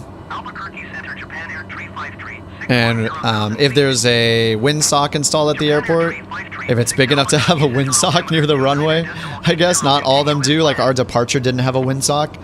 We could do a flyby and just eyeball, glance at the windsock to see and verify the direction the wind is down at the ground. But I'll probably just use, our wind info here on the NXI when we get closer. And there are 3 different options for this one, so I have it on option 1. This is if you want to see it split between the 2 components, so your head or tailwind or a left or right crosswind component. So it's splitting it up, but you can also switch to option 2 to just simplify it. It'll just show 1 arrow of the wind direction and speed, the overall speed. And then option 3 is the same thing, but it'll tell you the heading of where the wind's coming from. So this one's useful just if, once we get closer, say there's a runway 15 and we see that the wind is from 13, it's like, okay, 15 is probably good. So we can just quickly glance at the heading to see the direction the wind is coming from, match that up with the runway numbers that we know are available, because the runway numbers are the rough magnetic heading of the runway. So all we have to do is basically match the number, pick the one that's closest, assuming all the runways are active and all that. So for example, if, oops, that bug is weird. If we go and look at, wow, what is going on? Sometimes when I'm interacting with the buttons, I don't know if I have to reset my bindings or something, but it's like zooming my camera out without me telling it to. So anyway, here at our destination, we have 1, 2, and 3, 0. That's one runway, 12 and 30, and then the other runway we have, try to get my cursor back. JetBlue 5, 2 tree traffic in sight. Okay, can't get my cursor back for some reason. No, oh, there, it's back, okay. And then 2, 1, and 0 is 3. So we have 12, 30, 21, and 3. So, we have runway at 1, 2. Runway 1, 2 would be roughly 1, 2, 0. So that would be preferred based on a 1, 2, 3. The wind out of 1, 2, 3. Or 1, 3, 0, I mean. So yeah, wind, I remember when I first started simming, I was so confused that the wind reporting was where the wind is coming from instead of the direction the wind is like flying, basically. So that always kind of weirded me out. So here, I mean, we can see that right here with the compass, right? Our heading is 312. It says the wind is 125, 124. It's basically right behind us, right? So the wind, if we thought the wind was its own plane and had its own compass, we would expect this to say 312 or whatever, right? It's going the same direction we are. That was my initial thinking when I first started simming. I was like, wait, but it's actually where the wind is coming from. So it's coming from behind us. So that always confused me. So ideally we fly into where it's coming from, right? So we want to fly against the wind when we're taking off and landing. So we would do a 180 to land in a preferable way to that wind direction. We want to fly into the wind. Anyway, that confused me when I first started simming. All right, they want us to descend and maintain 11,000. Oh, altimeter changed drastically, it looks like. So they're telling us we're 300 feet above where we were assigned. So they gave us the new altimeter setting, 3007. So as we dial that in, yeah, we are higher than we should be because our instrument's not calibrated. So as we change this to 3007, there we go. We can see that, you know, we were about 300 feet too high. Autopilot's holding us at 11, so as I change that, it's going to pitch us down automatically, get back down to what is actually 11,000 feet. What am I doing wrong? We have trouble editing the values in the active VNAV profile. Can only change the value in the angle field. Yeah, so if you're using VNAV, so VNAV, it'll be based off of the altitudes assigned here, right? So I could actually... In the beta, this is a new feature of the NXI as well. You can edit any altitude. If you're not in the beta, you'll only get these altitudes when you add a procedure, like a departure, an arrival, or an approach procedure using the proc button here. So like, you know, for an ILS or something like that, it'll have, you know, it'll automatically put in the altitudes at each waypoint as part of that procedure. So anytime you have an altitude specified here, you can use VNAV to descend to that altitude. And then down here, yeah, the only thing you can edit is the flight path angle. So the default angle is 3 degrees. So let's do that really quickly. So I'm at 11,000 feet. You can't edit those values. Yeah, if you get the beta, you can edit all of these values in the beta.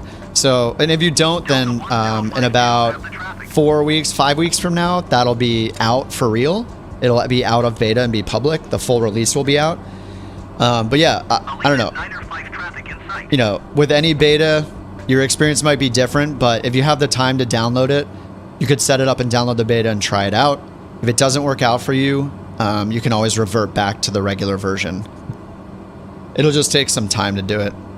Deuce, $9.99, thank you. Thanks, brother. I learned 99.99% from you. Thanks so much, dude. Thanks for the $9.99. Appreciate it. I'll use that on some Starbucks.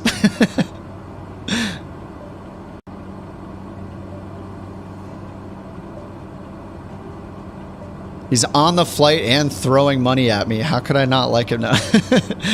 Totally not necessary, but I really appreciate it. Thanks, dude.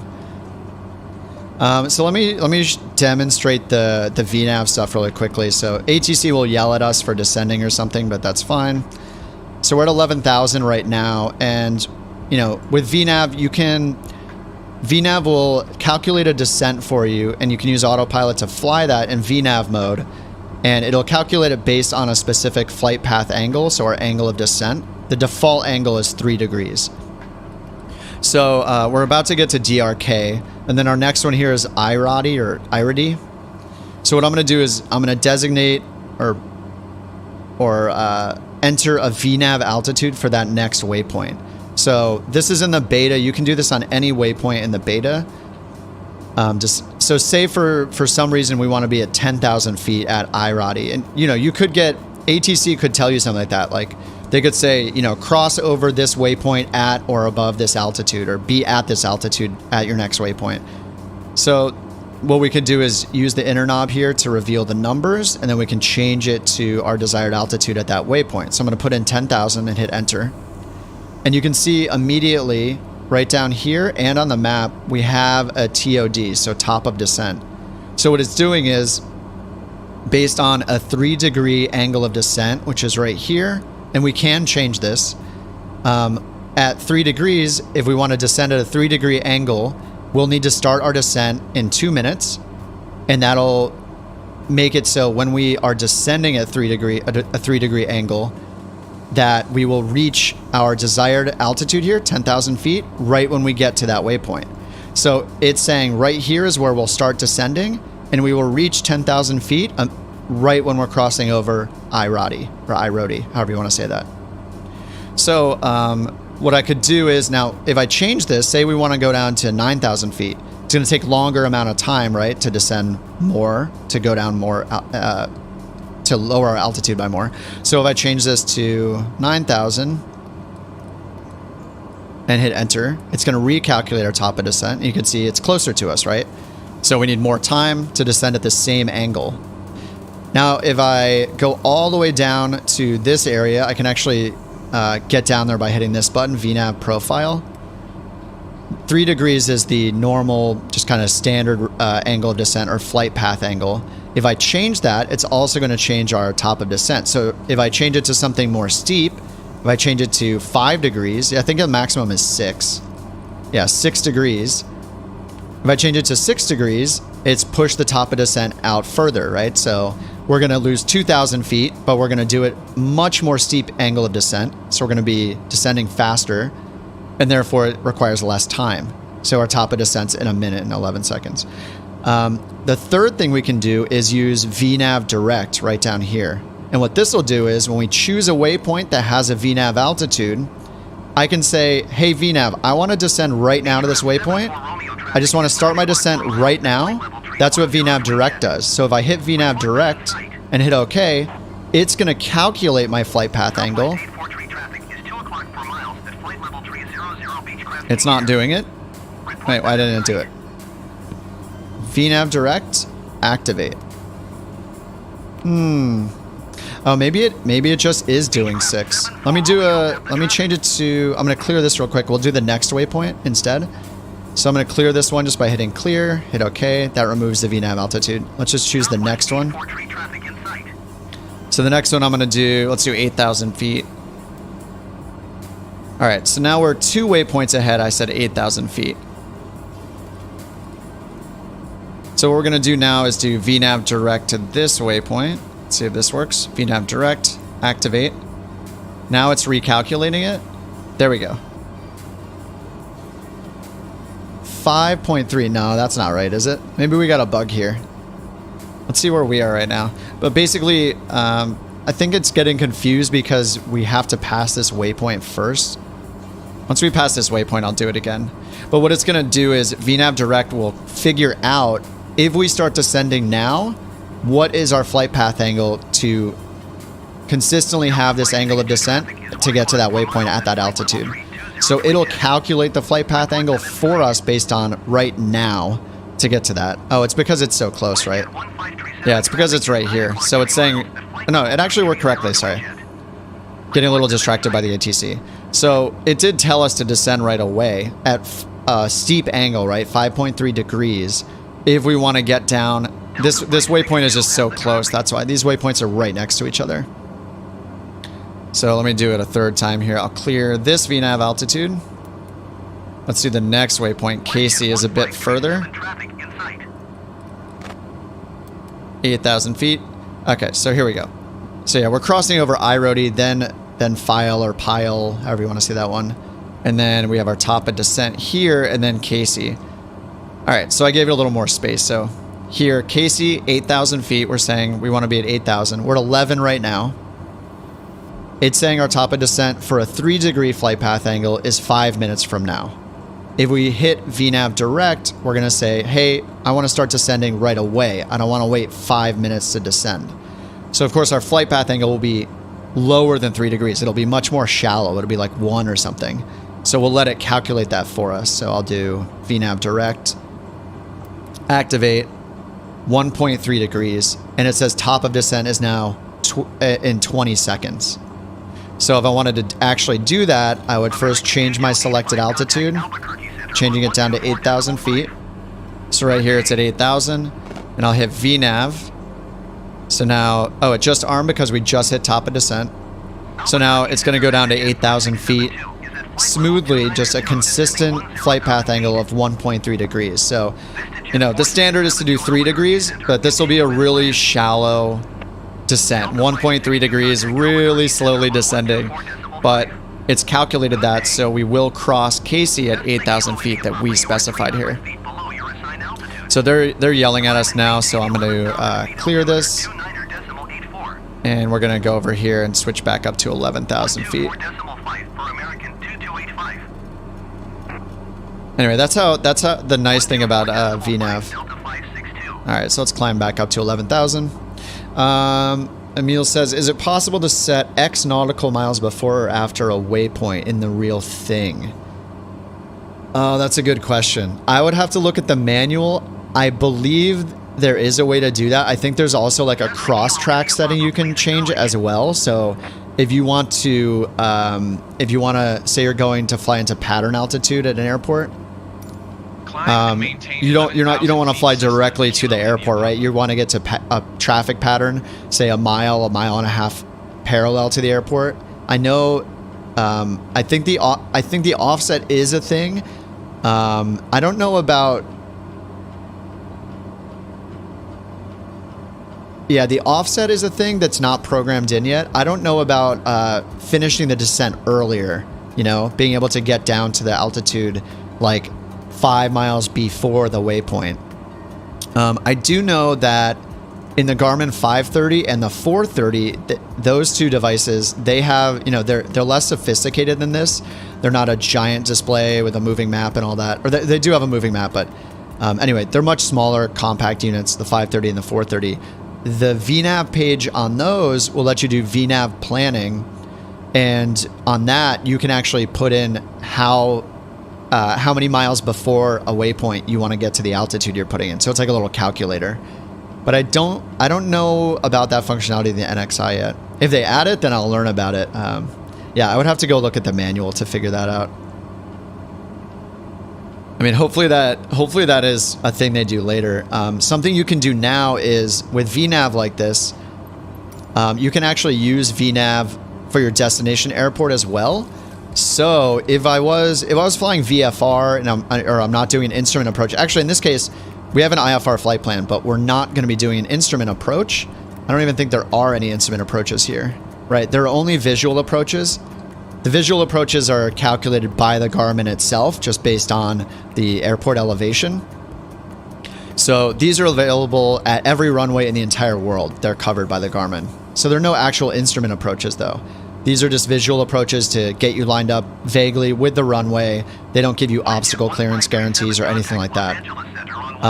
But in this case, what I could do, I could use something like this, and that'll give me like a fake final approach fix, basically, with an altitude plugged in. I could also now, in the beta, I can do this myself by just going down and adding a VNAV altitude right here. So if I want, I could look up the airport elevation, highlight here and hit enter. 5,300 feet, so call it 5,320. So then my pattern, say it's a standard 1,000-foot elevation above the airfield for my pattern. You know, in a turboprop, I think it'd be like 1,500. So let's do 1,500. So we just make that 68. So 68, 15, 68, 20. So what I could do is go and designate that as my, I hate that bug. I could designate that as my VNAV altitude. So I can come in here and put in 6820. 6820 and hit enter. So now I have, not just for reference, but if I want to use VNAV to descend to my pattern altitude, I could do that. But yeah, this is where the offset, or that, you know, however many miles before the waypoint would be nice, is I could say, you know, I want to reach this pattern altitude 3 miles from the airport or 2 miles from the airport, not directly at the airport. Because if we use VNAV to do this descent for us, we're going to hit that altitude when we're flying, in this case, directly over the airport. If we're using, you know, if we're still using GPS to bring us directly to the airport waypoint. But what we could do, we'll try this out. What we'll do is we'll use VNAV to do the descent for us, but instead of using nav mode, we'll just switch to heading mode, and we'll just turn our nose to the right a little bit. We'll just make sure we're flying, you know, a mile or two away from the airport, get into the circuit, basically. But yeah, the offset would be really nice. Ricky says, why does my world map turn constantly? Huh.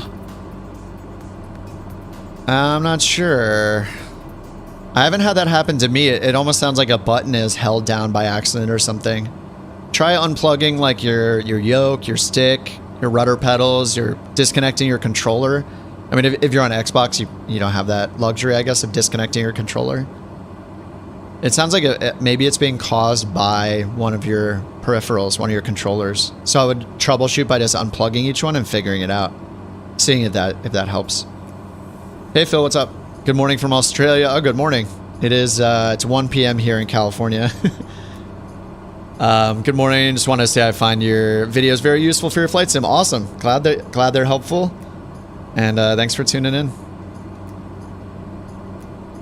So does that mean it's Monday? It must be Monday in Australia then. So the fixes manual sequence and straight don't exist on the charts, just in the Garmin world. Yeah, so when you do the visual, for the visual approach, if you choose the straight in option, yeah, it'll create one waypoint called straight and then one waypoint called final. So if I go here and select the approach, let's just choose 1, 2.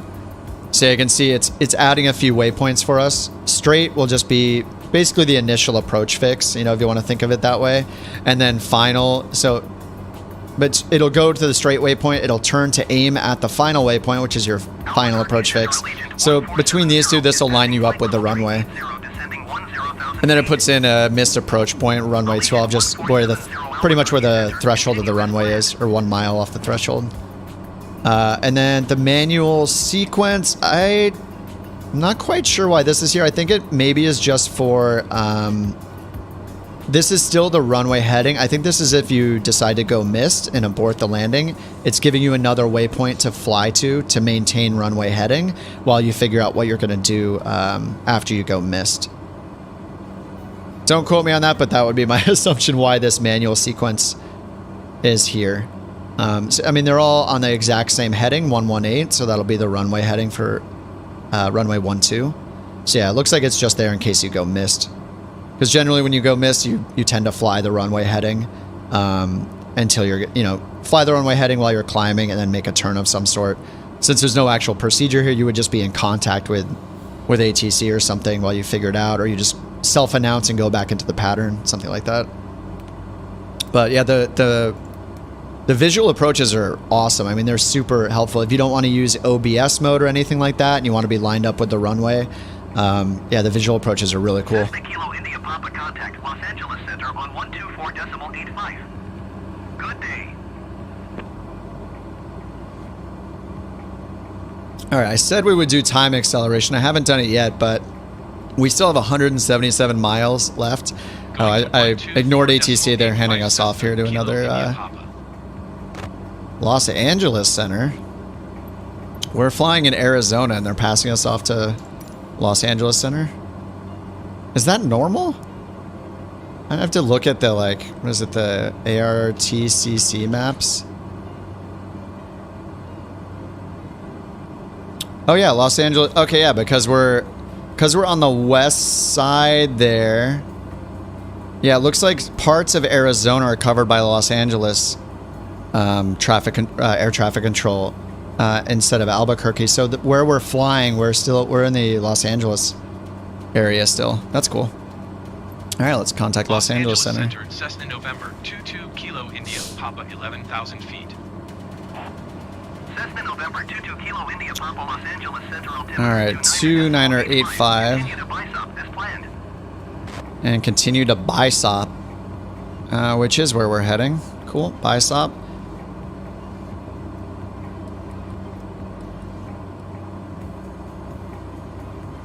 And we're making pretty good time. I'm going to accelerate a little bit just so we don't have to sit through this whole thing. We can land. Let's just accelerate until we get maybe a little maybe to PGA. We'll just accelerate through the whole thing. So I'm just going to switch it to double speed right now. Now let's do 4X. All right, we're on 4X. And I'm going to go up here and turn on the flight assistant for ATC. So the co-pilot will automatically respond to ATC so we don't miss anything. All right, so we're going at 4X speed right now.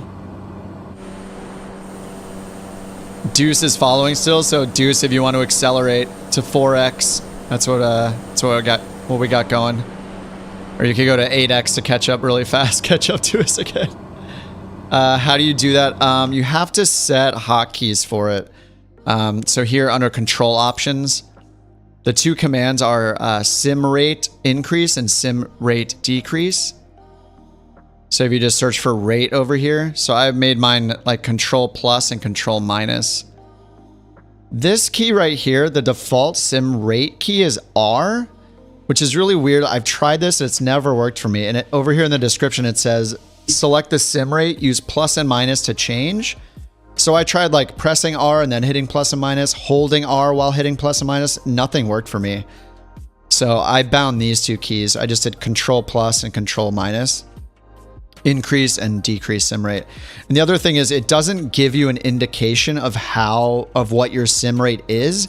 You have to remember it yourself. So the way I get back to 1x, say I forgot what rate I'm at and I want to get to 1x, I'll hit control minus as many times as I can. So I just hit control minus a bunch. So we're going at like a quarter speed right now. So 25%. Now I know that if I hit plus twice, that I'll be back at 1x. So that's how I do it. So I hit, if I want to get back to 1x, hold down control, hit minus a bunch of times. That's for my hotkey, you know, whatever you set yours to. When you get to the very bottom, that'll be at 0.25. So then you hit it plus once, that gets you to 0.5. Plus again gets you to 1.0. It may even be 0.5, 0.75, but I know it's 2 clicks up basically. So I'll just spam minus and then hit plus twice, and I know I'll be at 1x. So now that I'm at 1x, I'm going to hit plus 2 more times. So we're running at 4x right now. I don't know how fast Deuce went, but he's way ahead of us now. Maybe he did like a 16x, but we'll catch up. So yeah, this is really useful to do if you're, yeah, you want to do the flight, you just want to fast forward. I know there's, I think I have it hidden up here. There's like a this travel to menu right here. Okay, this looks like it only works if you set your flight plan on the world map, but I really don't use the travel to thing. I just pretty much use the, he went to plaid. Nice. I haven't seen Spaceballs in a long time. Yeah, I usually use the acceleration. It can get a little crazy, like, you know, if you have weather and stuff, you can see how much it's shaking around. Autopilot's trying to keep us going.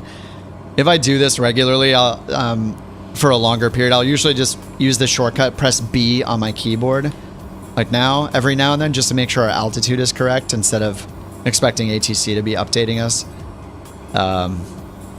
But yeah, I mean, you know, if you're not taking your flight extremely seriously, you know, you're not using VATSIM and stuff. I think even with VATSIM, I think you can request permission. On Pilot Edge, I've used that a little bit. You can request time acceleration on that to save yourself time. You know, so if you're not taking it super like hardcore on that flight, definitely use time acceleration to get through these parts where it's just, you know, I think we know what's going to happen. We're going to sit here and autopilot's going to fly us to the next waypoint. So, Cessna Kilo India Papa, you are 300 feet above your assigned altitude. I hit B again. Maintain 11,000 feet altimeter. Altimeter is changing pretty drastically from place to place here. 11,000 feet, Cessna Kilo India Papa. All right, so once we get up here, so we're going to cross over a cliff, then PGA, Papa Golf Alpha. And then once we cross there, we'll be, let's see, how many miles will it be? Looks like 71 more miles until we get to our destination, 03 Uniform Tango. Oh, you use slew mode? I almost never mess with slew mode. I don't know why. Yeah, no problem, Ricky. There are also some, there's some plugins you can get. There's one called Shift Z Stats. Let me find a link to it really quickly. I don't have this installed right now, but I'll put a link in the chat. This plugin, Shift Z Stats, it puts little stats in the top left corner. And I think the shortcut to turn on is Shift Z, thus the name. But that'll show you your sim rate in that text that it puts up in the top left corner up here if you want to use that plugin.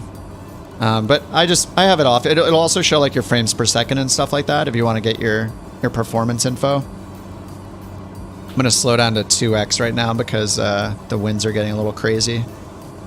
A little bit of a crosswind.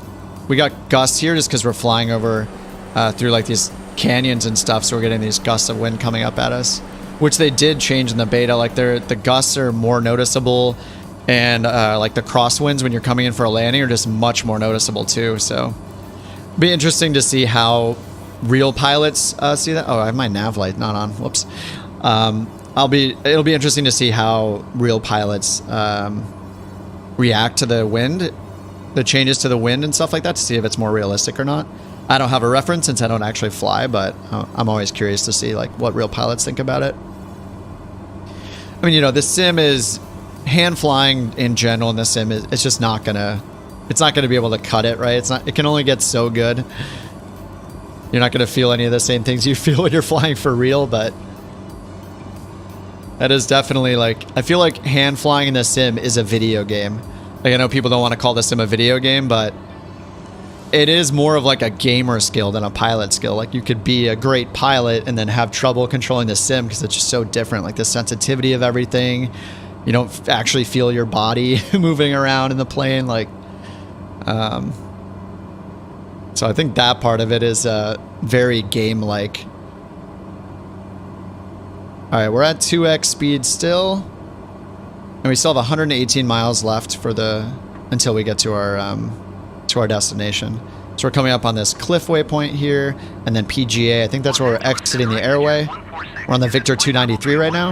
Yeah, PGA is our exit.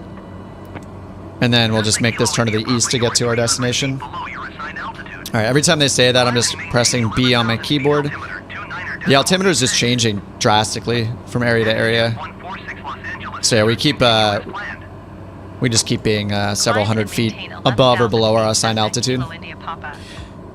In real life Garmin manual entering and a long track offset distance, there's a ATK OFS soft key. Yeah, it's not in the sim. I haven't seen them add that feature yet. So it will be a soft key at the bottom. That's cool. Oh, it is right here. There's a soft key. So is ATK, that must be active track or something like that? But track offset, that makes sense. Yeah, not yet implemented, but that would be really cool. Be exciting to play with that if it gets added.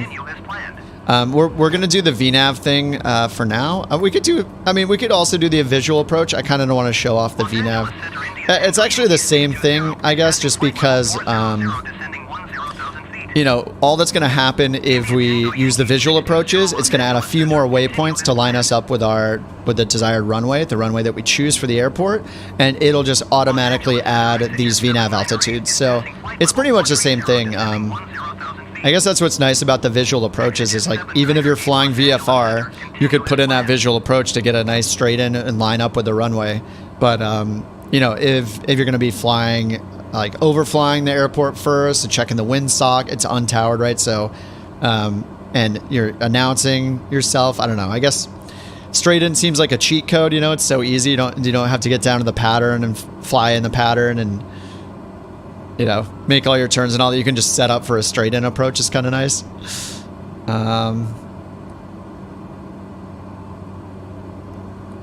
Yeah, I feel like visual approach is kind of a cheat code, but they're great. That's why I like them. But yeah, it would pretty much be the same thing. So what you can do is, like I did here, you can assign a VNAV altitude to your destination airport to get down to that altitude right at the airport itself. But you know, we want to potentially be in the pattern or something. We would want to get to that altitude before we get to the airport itself.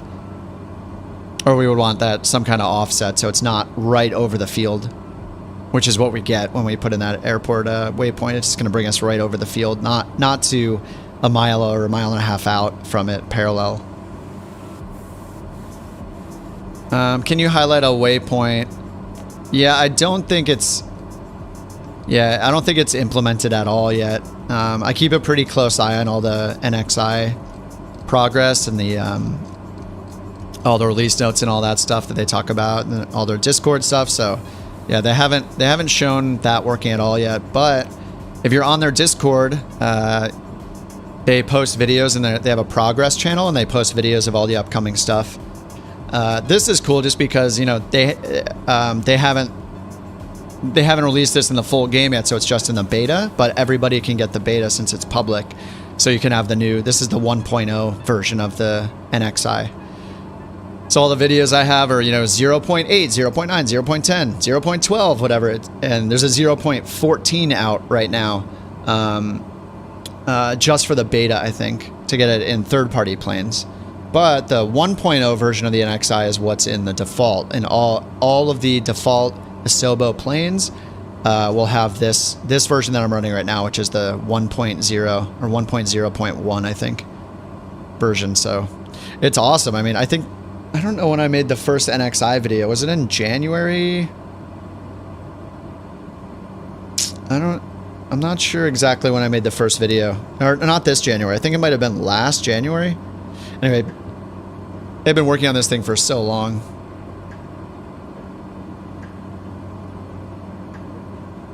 Let me take a look. My videos. When did I publish the first NXI video?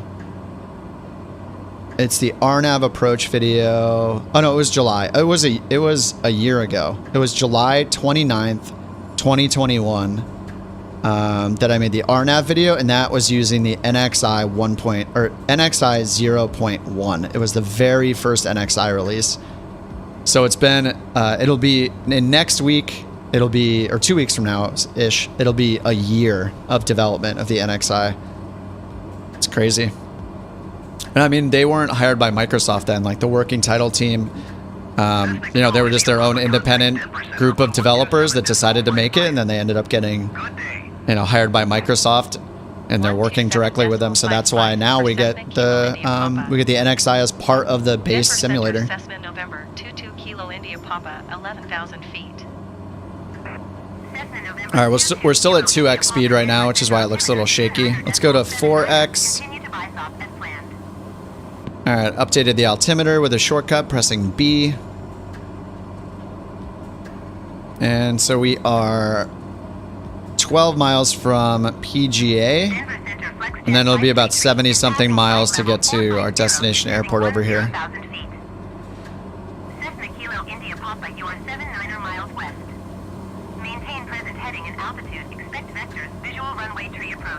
All right, runway 3. All right, so they're telling us to expect runway 3, so that, you know, should be based off the current weather, so we'll just take their word for it, of course. Runway 3 and 5,300 feet for the elevation. All right, I'm going to go back down to 1x. All right, we're at normal speed now. Okay, so we're going to be landing at runway 3, so... let's see, our track is going to be 07, so this is a 070 track or course to get to the airport, and then 030 roughly will be the runway heading, because the number just out of 0, that's the magnetic heading of the runway, within 5 degrees or so. No, not yet, Martin. There, Martian Martini. Sorry, I said Martin. Martian Martini. Nice name. Has the beta had any updates? No, I haven't gotten any updates yet. So, I know. What is one of the bugs that we found?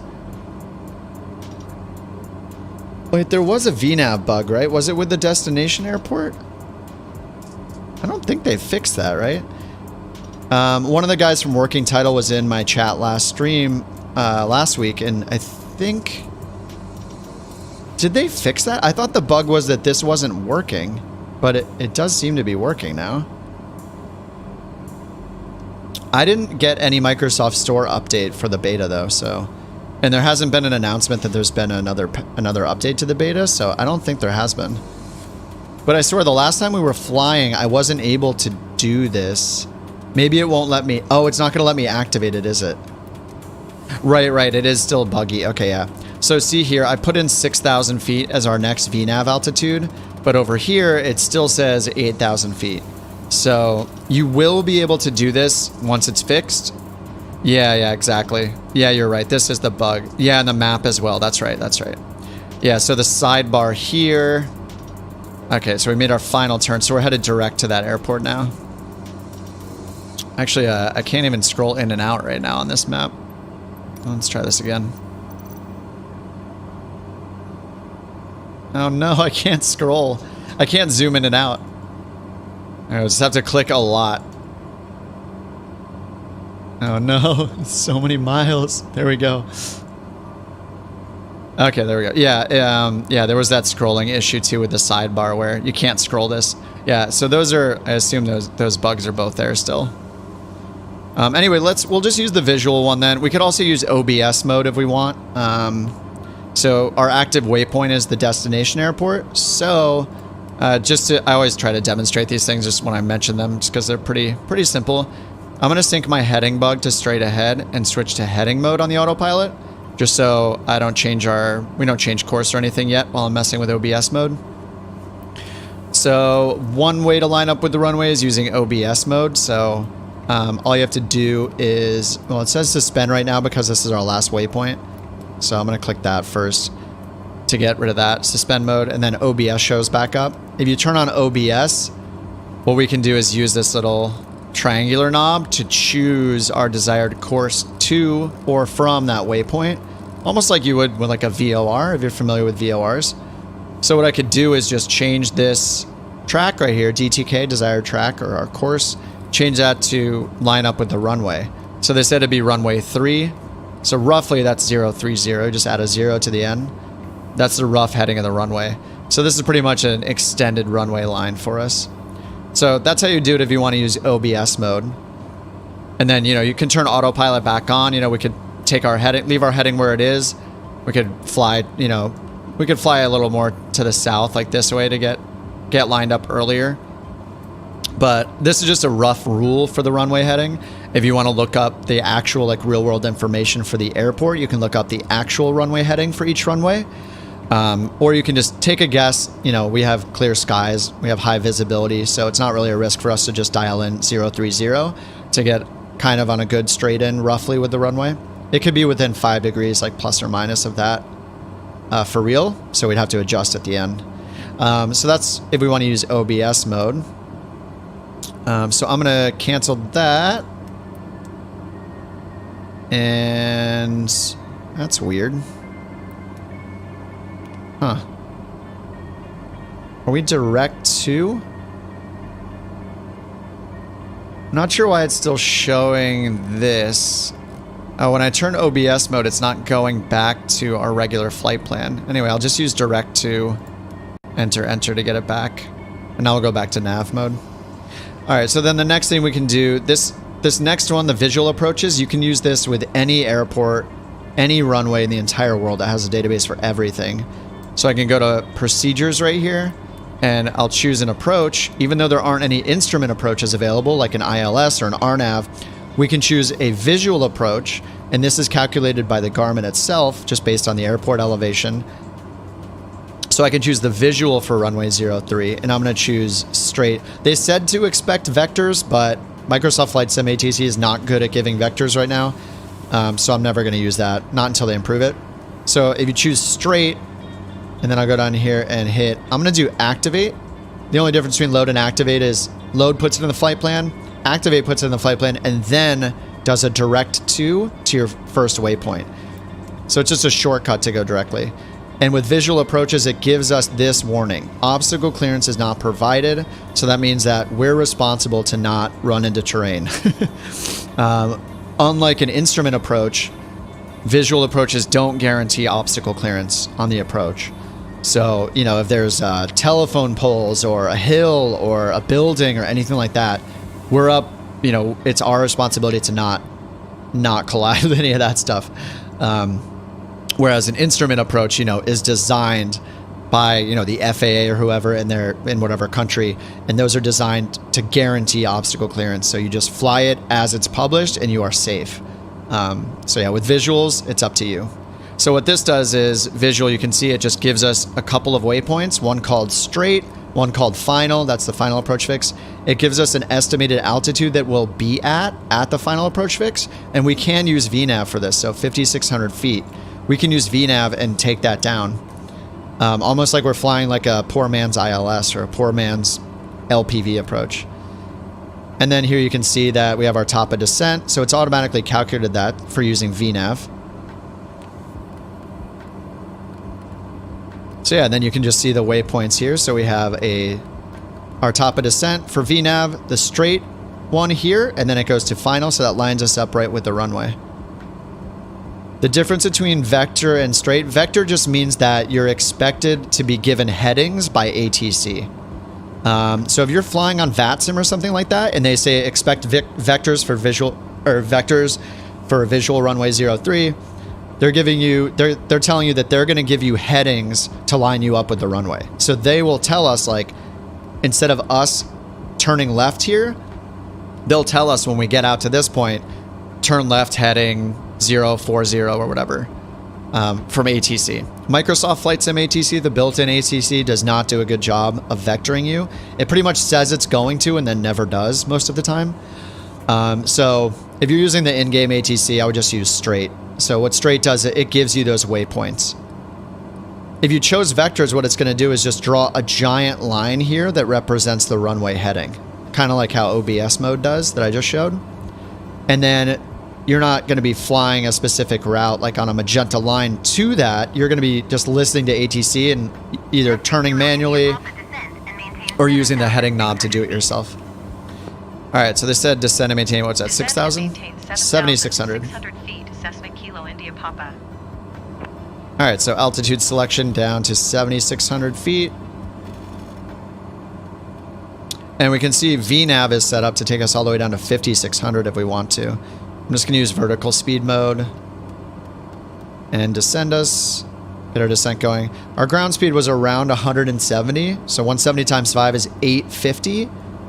So between 8 and 900 feet per minute. Ground speed times 5 gives you like a roughly 3-degree rate of descent, a 3-degree flight path angle, which is what VNAV calculates as well.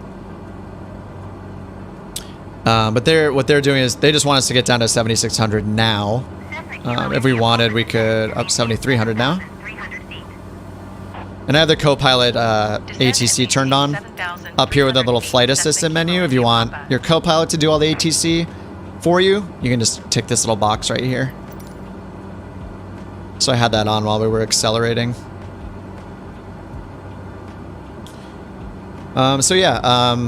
Yeah, if you're doing VATSIM or Pilot Edge or IVAO or any of those human ATC things and they're going to vector you in, vectoring just means they're going to give you headings to fly. So you just wait to hear what heading to fly. You can either use your autopilot or hand fly those headings that they give you. And we can see, so we have our top of descents right here, right? So this is where VNAV is saying, if we want to do a 3-degree flight path angle and get to our target altitude of 5,600 feet at that final waypoint, which is after this straight one, that our top of descent would start there. So we could use VNAV to do that. I'm just listening to ATC for now. Go down to 7,300. See if they're flying us into this terrain or not. One good way to check our relative, our altitude versus the terrain altitude is to use the relative terrain map. I have that turned on this one, the inset map. So here, if I go to map HSI, I can have relative terrain turned on here. If I zoom out a bit, you can see the red means that we're either within 500 feet or we are going to hit that. So yeah, red and yellow are pretty bad. You want everything to be green or blank. Blank meaning you're more than 1,000 feet above that terrain. So as we're descending towards this, we could see that, like this green will potentially turn yellow and potentially turn red. Looks like we'll skirt just south of it, but yeah, you can see that. You can see the relative terrain color coding right there. You can also turn that on the MFD. It's usually a little distracting for me, especially when you get lower and you're coming in for landing, but you could turn it to relative mode like this and have it over here as well. So it just shows whether you're too high or too low based on the terrain around you.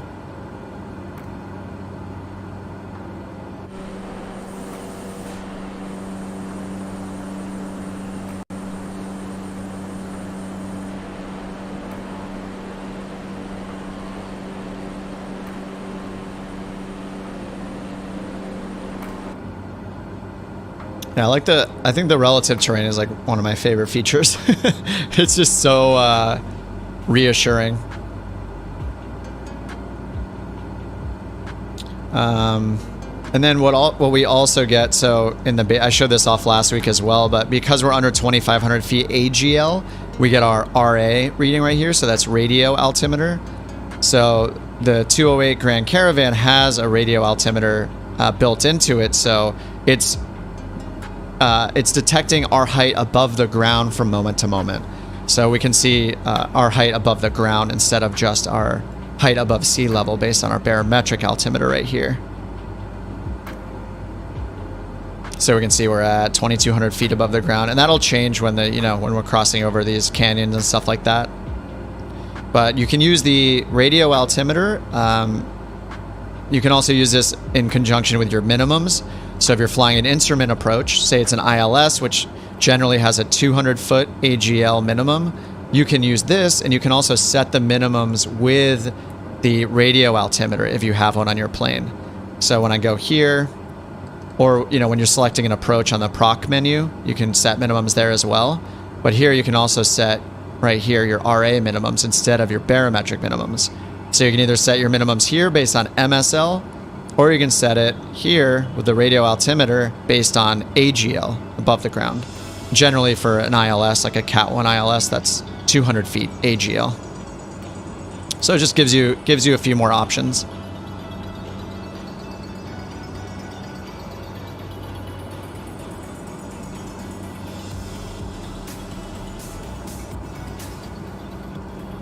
Use track IR so your view isn't as stable as on the stream. Oh yeah, I did try track IR.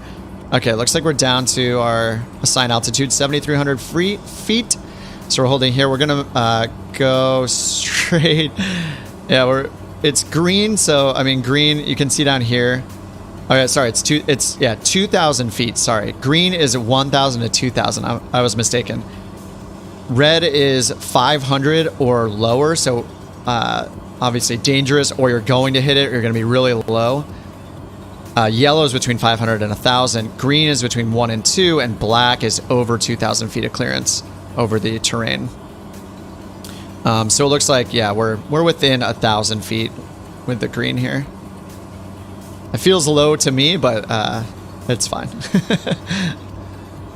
So yeah, we're just gonna keep going here. We still have 34 miles left, so I'm gonna accelerate a little bit. I'm gonna go to 2x just to save us all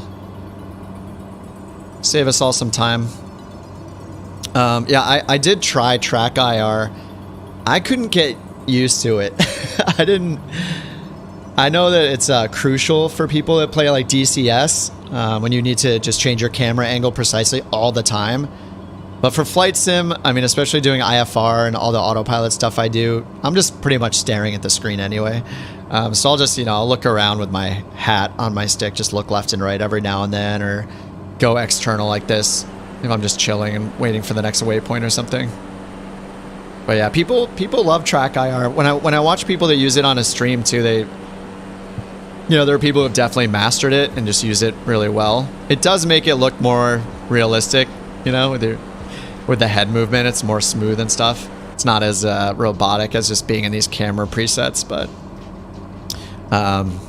I prefer something. I prefer like full VR over track IR. It was just weird to me. Like I turn to look to grab my coffee or my tea or whatever I'm drinking, or a beer or whatever, and then it's turning my head in the sim kind of weirds me out.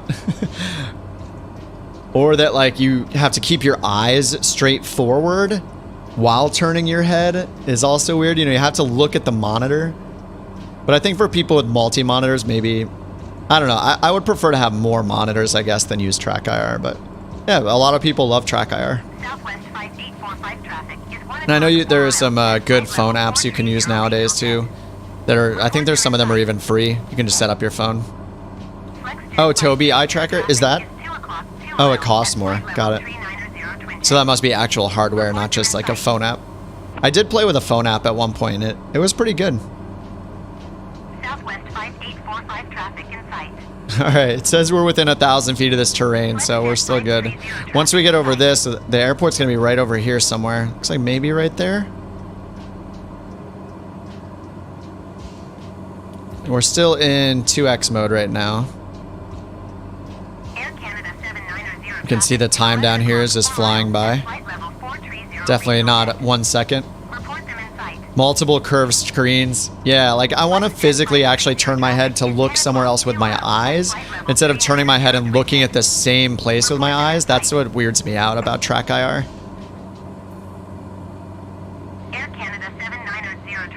Alright, we have 20 miles left. We're still at 2x speed right now. If I hit my smart camera toggle button, it's gonna look towards the airport at this point. World map filters, no. As far as I know, it doesn't save your filters yet still. Yeah, we're at almost 2 years since the sim was released and it won't remember your filters. Yeah, it's kind of annoying. I wonder if they just haven't prioritized it or if it's actually difficult to implement, you know? Yeah, I think that's what he means. Yeah, how the filters reset. Yeah. Like, I prefer to have, like, precipitation turned on. I like to turn off all of the landmarks. I like to turn off all the cities. I like to just leave airports only on, and yeah. There is a mod that does it, though. I haven't checked it out in a bit. Let me find it. What is it? Saved world map filters. It doesn't say if it's compatible with the current sim update 9. Yeah, there's this one on flightsim.to. I'll put the link in the chat.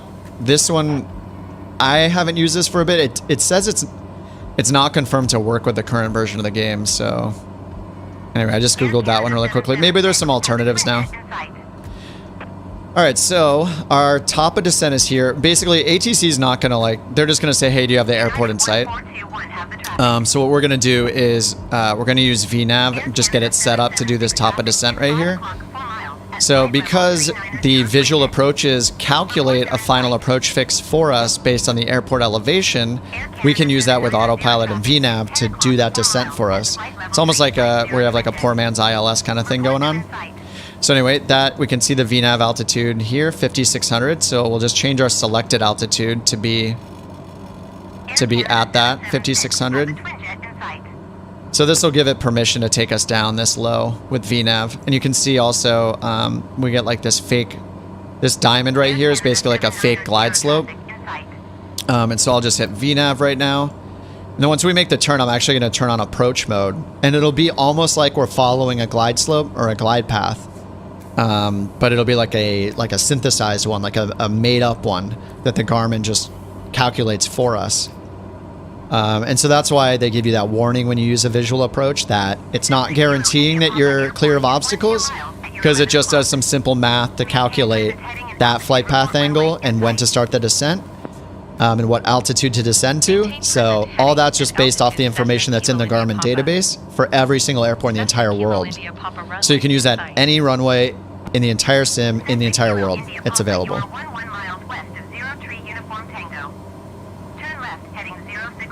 Hey, they gave us a vector here. So they said turn left heading 065. So, you know, that'll put us like towards final basically. So it'd bring us more towards this way. I'm going to ignore them though, because I know they're not going to give us another... They're not going to give us any more vectoring. I mean, maybe that's actually enough. But I want to show the visual approach, so we're gonna use the visual approach. The AI, our co-pilot, just automatically switched us over to the traffic frequency for this airport because it's untowered, and she just announced that we're our position. I think she said that we're on final. We're not quite on, I guess. I don't know. Is this considered final? We're still 9 miles away, so. Maybe jump the gun a little bit there. But yeah, runway 3 to land. And if we look at our wind, we can see. So we got 2 or 3 knots out of like a 100 heading. So let's see, once we make that turn, that means that, where's the winds coming this way right now? And we're going to runway 3. So we'll see how the wind is once we make our turn. We might have a little bit of a crosswind there.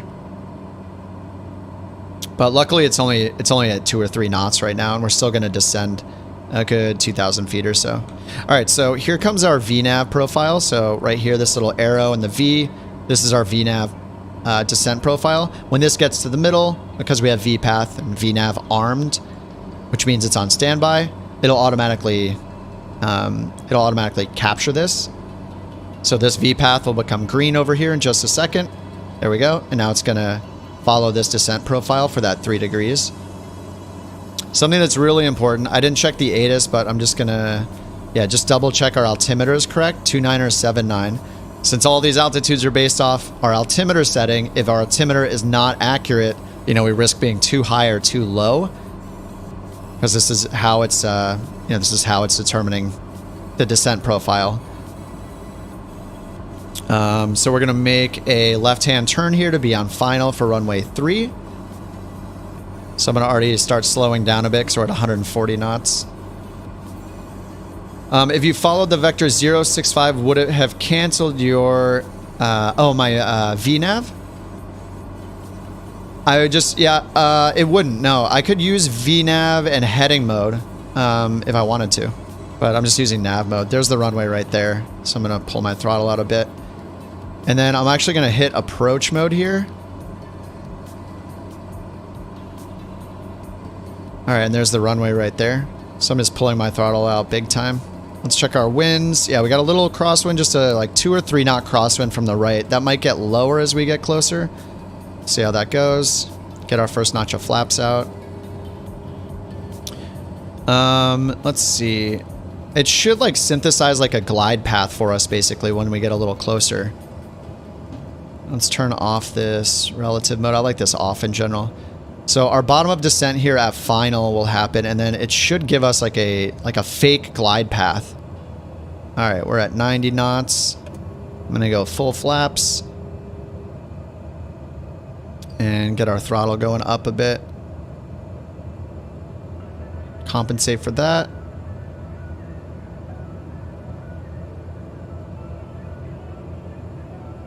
All right, yep, landing lights are on already. We're on the visual. We're 900 feet above the ground. Still on V path, headed to that final waypoint that it added for us. Give it some more throttle, getting a little slow. And it's flashing because we're about to reach final. And now, right here, you can see this diamond. So we have glide path on. This is like a fake glide path, basically. It's a little bit lower than we're at right now. And I'm going to turn off our yaw damper and our autopilot now. But if we had more of a... Yeah, it's showing the glide path is below us. So I need to dive down a bit faster here. We got like a cool dirt runway here. Or it's turf, I think it said. But yeah, with VNAV and with the visual runway, it'll give you like a faked glide path. So we're a bit high according to that glide path.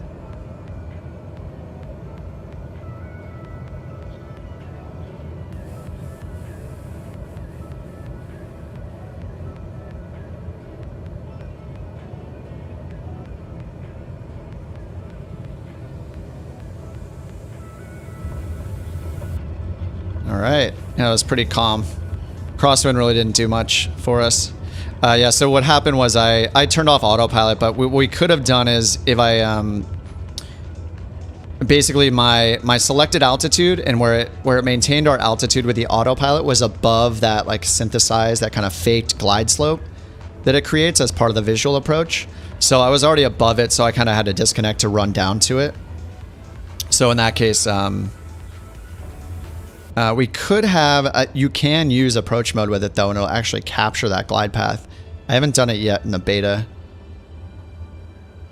All right, let's get our flaps up, taxi light on, because there's so many people here. I'm gonna go to low idle. Where do we park here? Oh, Deuce is coming in too.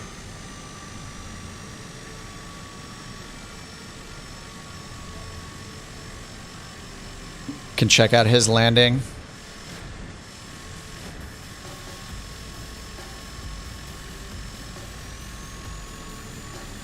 I think he's also in the Grand Caravan. Usually there are a few more of you guys flying along, but since we're on beta, we can only see each other if you're also on the beta right now.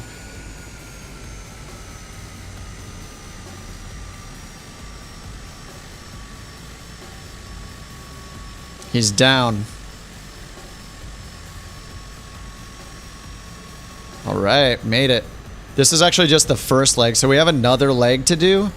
And so what we're gonna do is, without leaving the sim, without going back to the world map, we're gonna plan the next flight.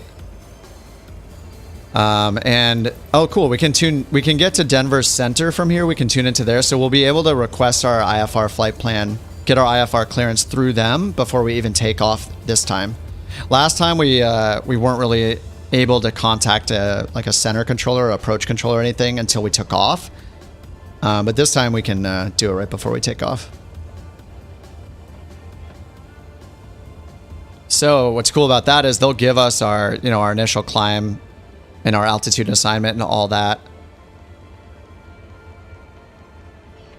And we might actually need to go back to the other end of the runway. I don't know, this one, this side's not too bad. I mean, I think this is 5,000 feet. It's either 35 or 5,500, which is more than enough for the Grand Caravan. Sweet. I also like that I can turn on, there's another option where it won't like fade the planes around you away. So like, I think before I turn that option off, like his plane would be partially invisible or totally invisible right now because we're close to each other. What is that option? Let me find that. Is it traffic? Yeah, right here. So under traffic, there's this option, show multiplayer aircraft in close proximity. I think it's off by default. So it'll like ghost them out, you know, it'll fade their planes away so they don't like get too close to our plane. Like we don't see their plane overlapped on top of ours. But if you turn that on, then it'll actually show, I had it on already, so I'll hit discard. It'll just keep him shown no matter how close he is. So that's kind of cool. All right, well, I don't see any fuel pumps here, so we're gonna have to cheat and give ourselves some more fuel. This next flight is pretty short, so let's go back to Skypark. I forgot, as I always do, as is tradition, forgot to even load the cargo from the first place, but whatever. We're going to pretend that we have it. So we're now at 03 UT, and we're going to go to UT75. So 03 UT to UT75. So I'm going to go back to Sky Vector, and we'll plan this one. So we'll just put this in our departure. And then what is it? UT, Uniform Tango 75. All right, and then UT75. Get rid of all these on route waypoints. And so here we go. We just have 85 nautical miles for this next flight. And then under routes, cool, there's another recommended route. I mean, Sky Vector is more real world flight planning. It's not just for sims, but it's cool to see. These are likely just real routes that real people fly in the real world, which is cool. All right, and if I click here, let's see really quickly, just, I assume this is a private, yeah, private use airport. What do we got? 2,000 foot dirt runway. I think we need like a little more than 2,000 feet to take off. So it's kind of sketchy. I mean, for landing, it'll be fine. But anyway, dirt runway 14 and 32. And then there's some obstacles. 900 feet, a 900 foot hill, 2,000 feet from the runway. And on the other side, a 100 foot hill, 600 feet from the runway. Cool. So it's, yeah, 3,900 feet is the estimated elevation. And then here's the route that they're recommending. So this will be, if we take this route though, this route will add a bunch of distance. So a direct route is like 80 miles. Yeah, 84 nautical miles. There's a direct route.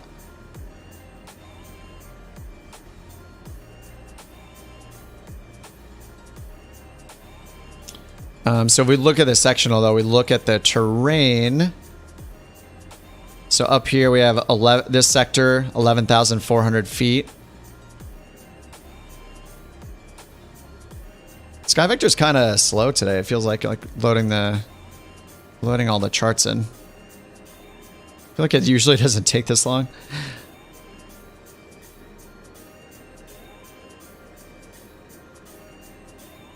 Okay, and then there's a bunch of terrain around here to the south. So it said it's estimated it's 3,900 feet for the airport elevation, but right to the south of it we have 5,600 feet on these terrains and the terrain here, and these little dots are little like surveyed points basically, and so it's showing 6,300 feet, 5,700 feet. So that means as soon as we cross here, we need to drop down 2,000 feet. So that's why it looks like the route they're taking goes around all this stuff. At least like around this way for the approach. Let's see what that route was again. Yeah, so this route's just using it's using a VOR. Where are we going out here? To some intersection? This is AXGEX. AXGEX. So there's like an RNAV intersection right here. And then we're on the Victor 208, the Victor 208, up to this VOR right here. Hanksville VOR. Or Vortac, rather. And then going east there. So I'm trying to figure out this route. Like if we flew more direct, it looks like the thing we'd have to contend with is really just the terrain to the south of the airport. Because it's like a good 2,000 foot difference from here to the airport elevation. So we could fly mostly direct. Fly like over this way somewhere. I mean, we could maybe we could fly directly to Hanksville VOR. Let's see, what's our altitude right now? 5,300. It's based on the last altimeter reading that we got from ATC. Oh, the sim is freezing again. Yep, it is frozen. I don't know what changed, or maybe it's just when I'm streaming, but for some reason when I tab in and out of the sim, and I get back in now, it's just freezing and it doesn't want... Now it wakes up. It's weird. Maybe it's a Windows thing. I'm not sure what's going on. So yeah, 5,300 feet. And then... I mean, we can see that right here, 5,315. If we go this way, there's a 6,600 foot obstacle, 67. This sector is 8,600. Oh, cool. It's a lake we can fly past here. What's that? What does it say? Lake Powell in the Colorado River. 5,800 feet. But these sectors are 11, so there's something really tall in here. Here's Mount Ellen. Okay. This is why that sector altitude right here, 11.9, is so high, because of Mount Ellen at 11.5. There are a few more south here. This sector is same. But these that we're flying through are only 8,600. 75, and then, yeah, 11.9. But we're not going to pass near Mount Ellen if we go directly. So it looks like we could do this. We could just go directly to this VOR, the Hanksville VOR. It'll add a little bit of distance. I mean, we're going to add like... Man, actually, it's going to add a lot. It's going to add like 50% more. But at least it's not as much as going all the way out here first. This is like more than doubling.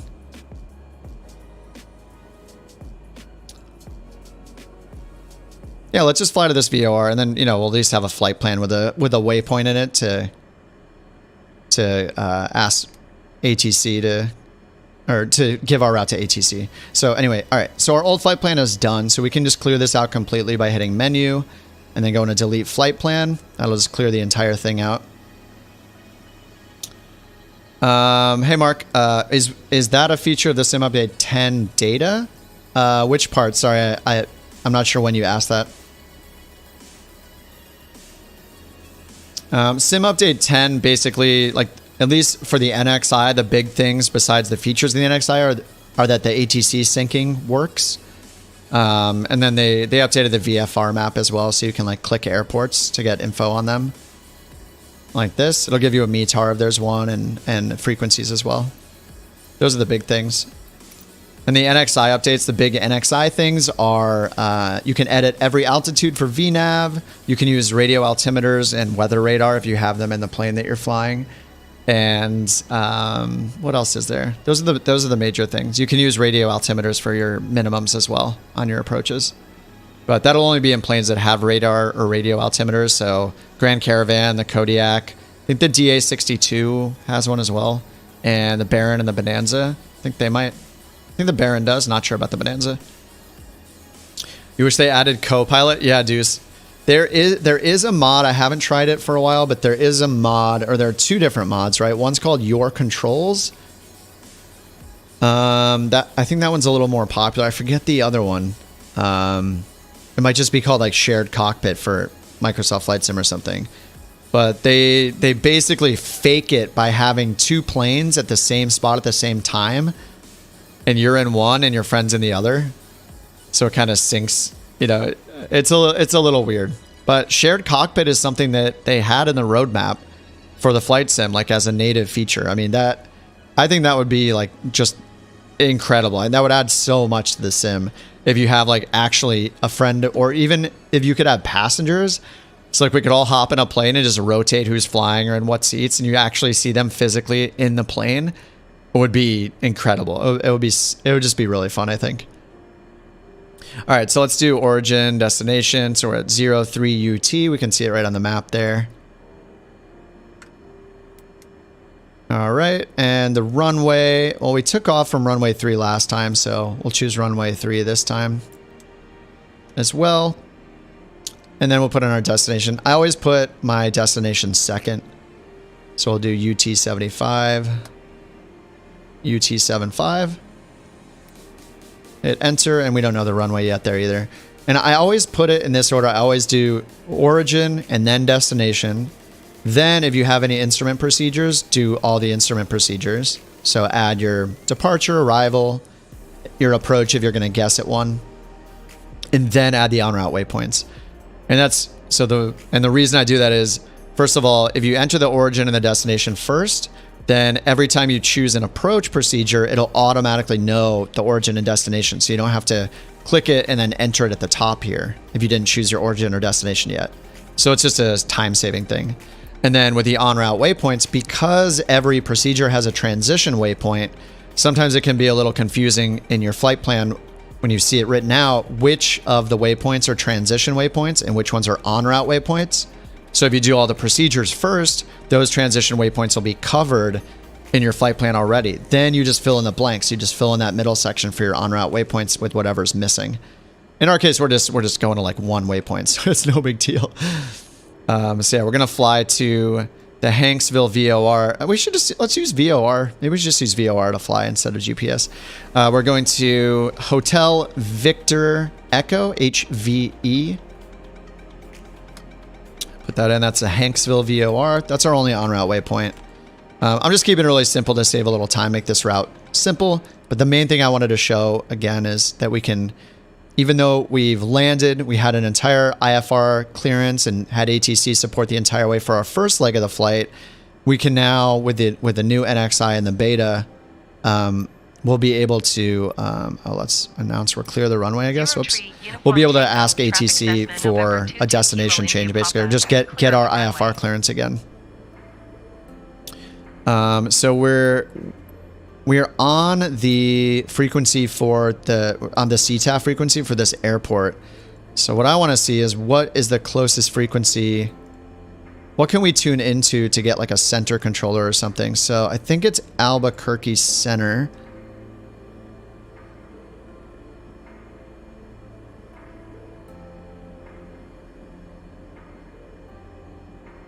So, oh, zooming is working here again. Nice. So if I look through some of the nearby airports, like these major airports, here's an approach controller at 118575. So let me see if I can tune into that. Basically, I want to see if I can get my IFR clearance on the ground before we take off.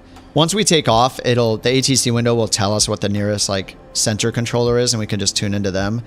But I'm just curious if I can tune in before we even take off. So if I find some nearby like approach or center controllers, we can see if we can reach them from here and get our clearance before we even take off. 118575. Nope. So it's just letting us tune into traffic. So actually, just based on what it's showing here, just changing the frequency, the only one it's giving us a hint for is the traffic frequency. So I think we might have to take off before we can get our IFR clearance again.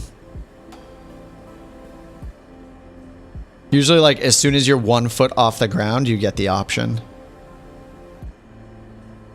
Here's another one we could try. There's a departure and an approach, 134.5. I don't think any of them are gonna be usable while we're on the ground. I mean, if you're doing VATSIM or something, you're used to being able to like contact a controller. But yeah, with Microsoft Flight Sim, yeah, it's just a little, with their ATC, it's just a little less likely. All right, looks like we're just gonna have to wait until we take off to get the IFR clearance. All right, and then, so let's just figure out what we want to climb to start. I mean, they'll give us an altitude right away. But if we take off down here, we're at 5,300. This sector we're flying through is 71. So we'll add 1,000 to that. 81. We're heading westbound. Actually, is our final destination west or east? It's a little bit east. I guess technically it's a little bit east, so I think we would actually fly an eastbound if it is just even like 1 degree to the east. All right, let's just do eastbound then. So we'll do 7. That'll give us 8, so 9,000, 9,500. We'll do 9,500. But they'll assign us an altitude as soon as we get our clearance, so we won't even make it to 9,500 by the time we get our altitude assigned. All right, and if we want to fly with VOR, we used GPS last time. If we want to fly with VOR, it looks like we'll be, let's see, inbound. Here we have the Hanksville VOR, so HVE. It's on 115.9, and based on this compass rose, it looks like we'd be at, here's 120, 13, 14. It looks like it's about 141 would be this radial right here, 141, coming from the VOR. So 141, the opposite of 141 would be 321. So that's that. I've talked about the +2, -2 trick a little bit. So up here, I'm just typing in this little search box, but 141 to get to the reciprocal. There are a few exceptions, but generally you can just subtract, add to and subtract to, or subtract to and add to. So what that means is right now we have the 1 becomes a 3. So if it's a 1, we add 2, right? We're adding 2 to make it a 3. And because we added the first time, we subtract the second number, 2 from the second number. So 141, the 1 becomes a 3. We added 2. The 4 becomes a 2 because we subtracted 2. So we get 321. So that's the reciprocal. So that's going to be our heading. We're going to be on a 321 heading. Technically, we'll be flying on the 141 radial of this VOR, but our heading is to the, almost north. So that's 321. So that's what we dial in on our course here. So if we're going to use VOR, I'm going to switch this over. It says localizer right now, but once I tune in the VOR, it'll be fine. It'll recognize it's a VOR. It is 115.9, I said. So let's tune that in, nav 1, 115.9er, and then activate it. Oh, cool. We are already in range. So it's already identified it right here. HVE. That's the code of the VOR. And it's getting that just by decoding the audio. So if I hit nav 1, can we hear them?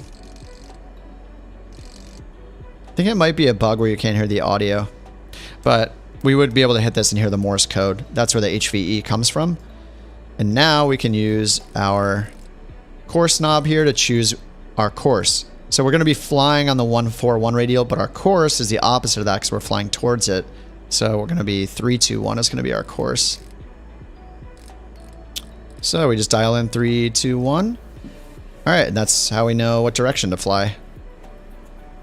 If we look over here, we'll see similar. Yeah, we see 327 right here for our route based on GPS.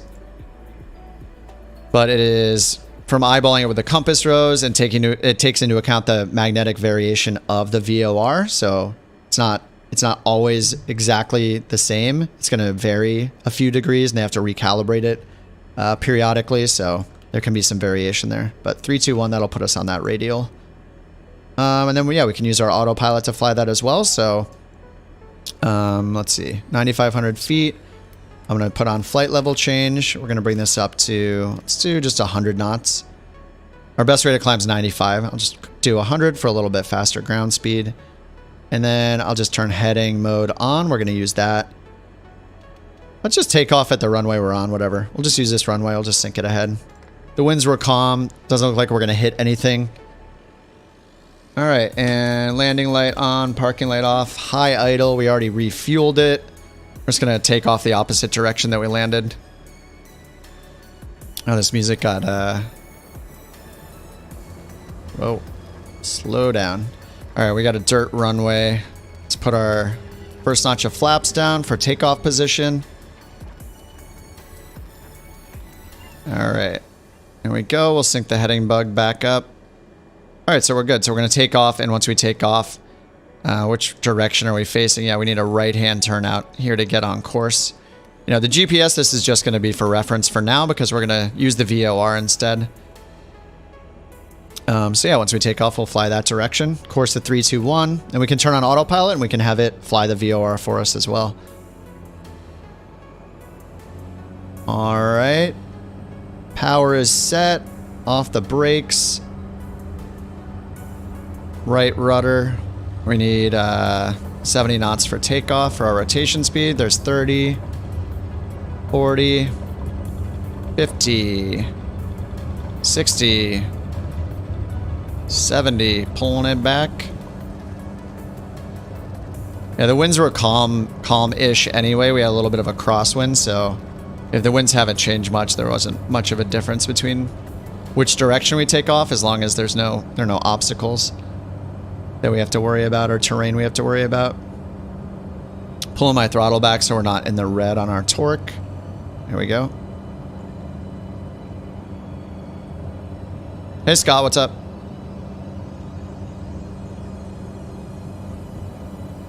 Waldo hidden in the back seat.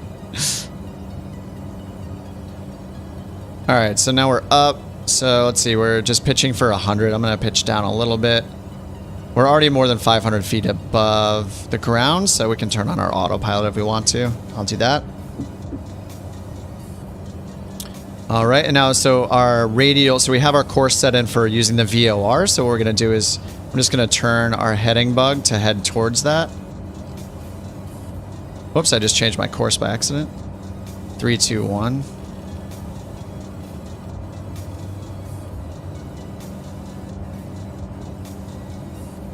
What we're not seeing right now, it's a little weird, is I'm not seeing the broken line just yet.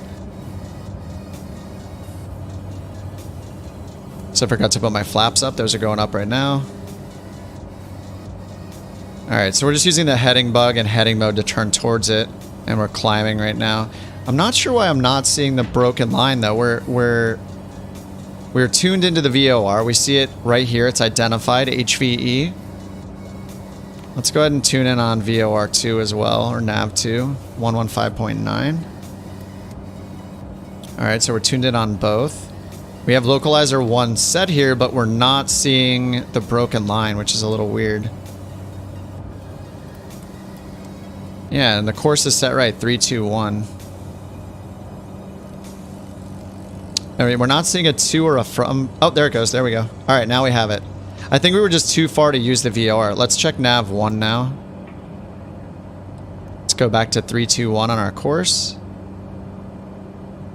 Yeah, I don't hear the Morse code, but yeah, it looks like we're a little bit out of range of the VOR. Maybe some terrain was blocking it. So now we have the VOR activated here. So I'm going to hit nav, and when we have VOR1 as our nav source instead of GPS, we can still use nav mode on our autopilot. So it's going to fly that course for us. So we dialed in the course right here, 3, 2, 1. That's that radial we found over here using SkyVector. So on the compass rose right here, there's 120, 13, 14, so about 141. But because we're heading inbound, 141 means, the 141 radial is if we're going from the VOR. So because we're going to the VOR, we do the reciprocal. So the reciprocal is 3, 2, 1. So you can just add or subtract 180 or do the +2, -2 trick. So that's why we dialed in 3, 2, 1 right here, because that's a course we want to fly. So with VORs, just remember it's always, you're always dialing the course you want to fly. And when you talk about radials, that's when you have to think about the reciprocal thing, if you want to describe what radial you're on. Hey Tabs, what's up? Welcome back. We're in the Grand Caravan again, just because everyone can use it. It has all the bells and whistles for the new NXI stuff. So yeah, I like the Grand Caravan. It's pretty easy to fly too. Like, I think it's even easier to fly the Grand Caravan than, even like the 152 or the 172. Like there's no mixture control, right? It's a turboprop. We just set it to high idle, manage our throttle and our RPMs how we want. But it's just really straightforward to fly. So if you haven't flown a turboprop yet, I would say fly the Grand Caravan. It's not as crazy fast as like the TBM. It's a good middle ground. It'll get you a good, 20, 30 knots faster than like the 172 on a good day. So it's very approachable. Haven't flown in so long, you tend to stick to your favorites. Yeah, I do too, and the Grand Caravan's one I fly all the time. Yeah, I fly the Grand Caravan. I was flying the Kodiak for a while as well. I just tend to like to fly the things that everybody can access, right? Instead of planes that someone might have to buy, or a plane that's not on Xbox and things like that. I just tend to stick to the stock planes.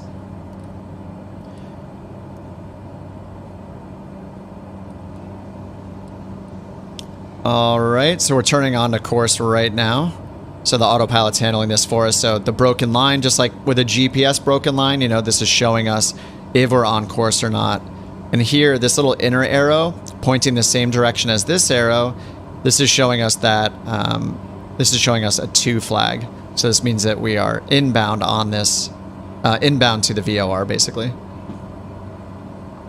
Am I using Flight Dynamics mod? Nope, this is all stock. Though the Grand Caravan and the Cessna 172 use the new propeller physics system that the Microsoft team made, or Asobo made. They showed it off like months ago, and then Sim Update 9, I think, is where they introduced it. And they only had implemented it for the Cessna 172. But in this beta, it's also implemented on the Grand Caravan, as is all the new like wind gusting physics and things like that are in this update. But it is pretty cool. I definitely notice the difference when I'm taking off when there's some wind happening, you know, like when we have a crosswind or something. Especially last week when I did the 172, I felt like I was getting blown all over the place where we were flying. So to me, it seems a lot more noticeable, but yeah, I'm curious to see what other people think as they play with the beta. When the sim first came out, I tried flying the Caravan. It was gutlessly unflyable. I've been flying it quite a bit, and I like it. Oh, I don't have yaw damper on. Whoops. Let me turn the yaw damper on. That's implemented now too. Yeah, I've had a decent time flying the Grand Caravan. I don't know about like the realism of it, you know, if anybody, for those of you that fly for real, you know, you're gonna have a different reaction than I am, because I'm just a sim dork. So I don't know how realistic it is with like the gusts, you know, when you're on final, ground effects, all the left turning tendencies when you're taking off, all those things, you know, vary from plane to plane. And so I don't really have an actual opinion on it. I just notice the difference from one patch to another, you know. I remember flying this for a bit for NeoFly for the cargo space. Yeah. Oh, Baron for the speed. Yeah, I used to use this all the time with like On-Air Company. Anyway, I forgot to file our flight plan. So yeah, this is the main thing I wanted to show by doing the multi-leg flights today, was just being able to tune in. So we landed, we did one leg, we did our flight planning on the ground, we took off from an untowered airport, and then filed our flight plan basically through ATC. So we can do that now. Now that Denver Center is listed here as an option. Oh no, is it not going to work? We were able to do this last time, so yeah, we have our destination. We have an origin, we have a destination in there. I'm expecting it to show us. I'm expecting it to show us an option for requesting our IFR clearance for our flight plan, but we're not seeing it. Yeah, and it's saying Denver Center is the nearest controller. So I'd expect it to show it here. It's actually showing us absolutely nothing. Yeah, Jason. Well, until right now it's been working. I'm not sure why it's not letting me do it right now. But the first flight we did, I was able to load directly into parking. We did the flight planning in the NXI with nothing in the world map.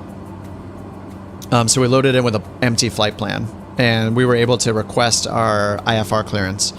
So right now, I mean, we're kind of in the middle of nowhere. We're kind of we just left another untowered airport, and it looks like Denver Center is the closest controller. And even though I'm tuned in, I don't see any options, which is weird. Now, I mean, normally we have at least one option here. So I don't know if there's another bug I'm finding, or we're just out of a serviceable area, basically. We should be able to contact somebody. All right, we're at 9,500 feet. So yeah, I'm not sure why there's nobody to contact right now. And our flight is, yeah, we have 100 miles remaining for our flight. And we just have a couple of waypoints here. I mean, normally it'll let you, I guess we should squawk VFR. Maybe that's, there's no way that's messing with it, right? All right, we'll change our transponder to VFR at least for now. But we did complete one flight, and then we landed, and then to clear the flight plan, programmed a new one. I'm just expecting it to let us do this, but it's not. I'm gonna try LA Center. What was the frequency for that? Let me check.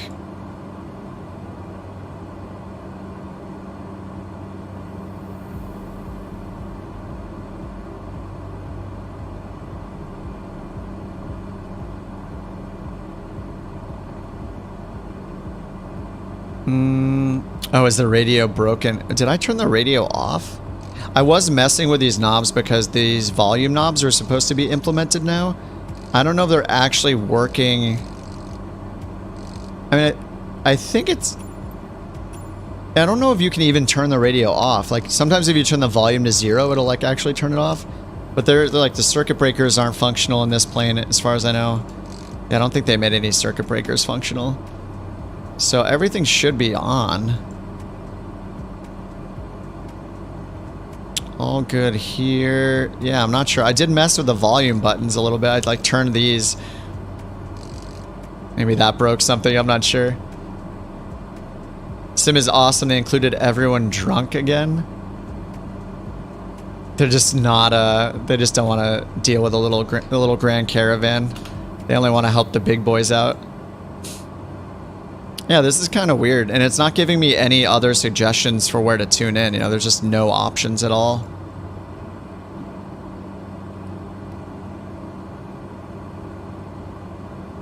Yeah, we could use the VFR map and see if I can. Oh no, it's. Oh, there we go. It's kind of letting me zoom. All right, there we go. The zoom is like a little sticky almost. So over here, okay, here's an approach controller at this airport. At landing, we can try this 127.5. But I mean, in general, it's going to give you all of the frequencies that are in range. So I don't expect this really to do anything. 127.550. I know this is an approach controller, but oh, that is what we're tuned into. Yeah, so that's the frequency we're already on, is 127.55. I mean, we can also just change it to any frequency. And yeah, see, it's only going to give me Denver Center as an option. That's weird. Here's another departure, 118.575. It doesn't like us. Yeah, it's only going to give me the one recommendation, it looks like, for Denver Center. So that's a little bit of a bummer. And we don't... I don't know what's going on, because it's not even giving me an option to ask for flight following or anything. And we obviously don't hear anything coming on that frequency either. Yeah, nearest airports. Yeah, having no options, that's the weird part. Strange. Well, maybe we found a bug. Oh, somebody's alive. There we go. What if I turn on the AI ATC? Turn on the Copilot ATC? Maybe it'll, like, wake it up. Let's see what it does if I turn this on. Squawk 7600, yes.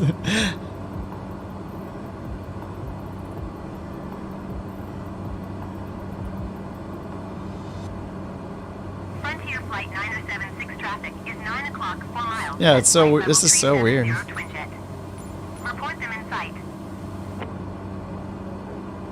I didn't realize the recommended speeds were down here. That's pretty cool. Takeoff 90 to 100, landing 80 to 65 to 80, stall 50 68, 65 to 88 landing speed.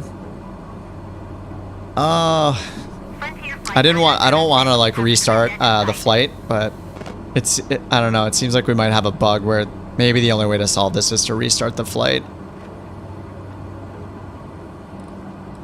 Well, the first flight worked great.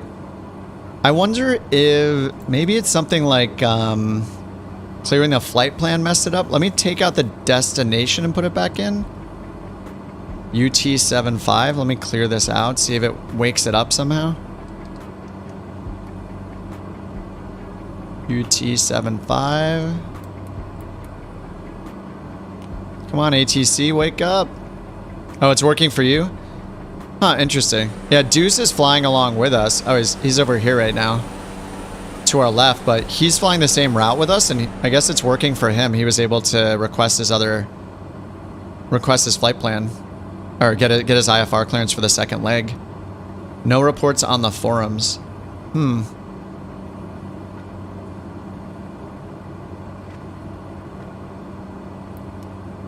Yeah, it's a little weird. Let me get rid of the origin, I guess. Let's switch to heading mode first, just so we don't do any unexpected route changes. Oh, actually, no, that's fine. We're on the VOR, I forgot. Can leave it on nav mode because we're flying on the VOR radial. So any changes to the GPS not gonna matter here. Oh, maybe it's because I chose the runway. I bet it's because I chose the runway. Let me choose none. No.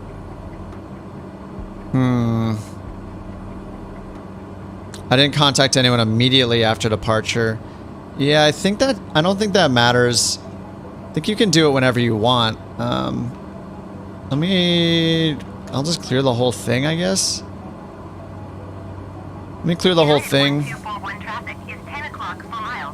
Delete flight plan. Maybe I could just let's turn off the avionics and turn them back on. That'll turn our radio off.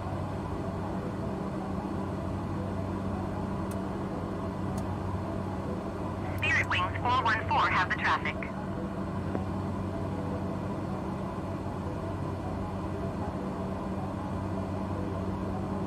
Come on, radios.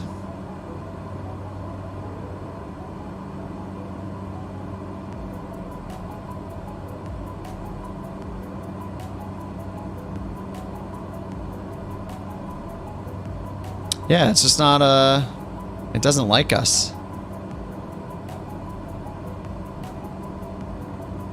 I can even reset all of the avionics, and it is not very happy.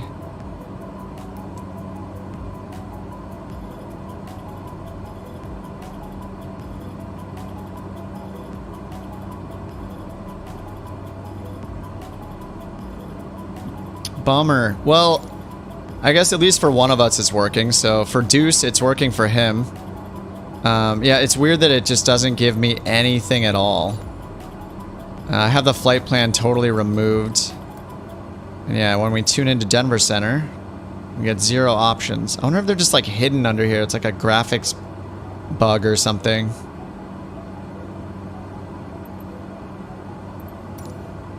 Not sure there's anything else I can do except like turn the battery off. If that does something different than just turn the avionics off.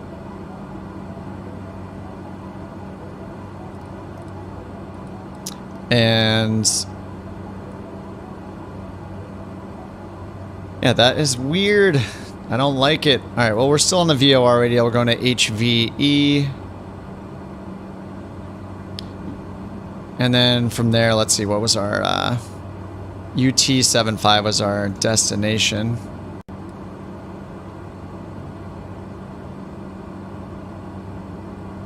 I'll have to see if I can recreate this later and figure out where ATC broke.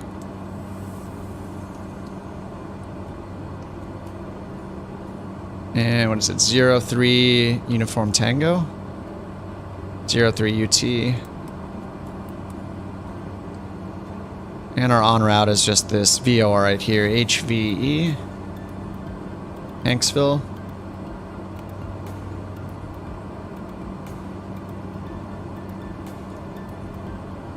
Huh. That's weird, it disappeared.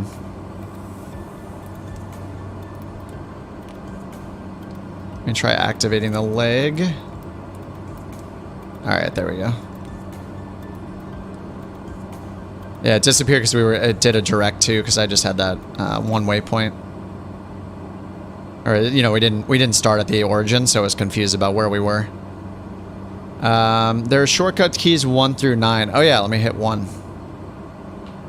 Yeah, there's nothing happening with the shortcuts either. Good thought, good thought. I didn't think of that. Bummer. Well, we'll just have to take Deuce's word for it that it worked for him.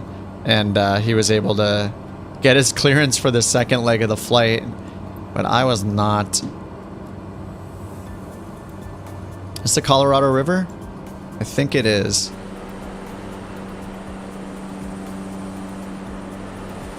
What was this lake? Is this lake? I forget the name of it. Let me look. Lake Powell, I think? Yeah, I think that's where we are, according to... You know, I can't see where we are on the moving map, but we are about halfway to the VOR, so I think this is Lake Powell. And then, yeah, the river thins out right here. So that looks right. That's where we are.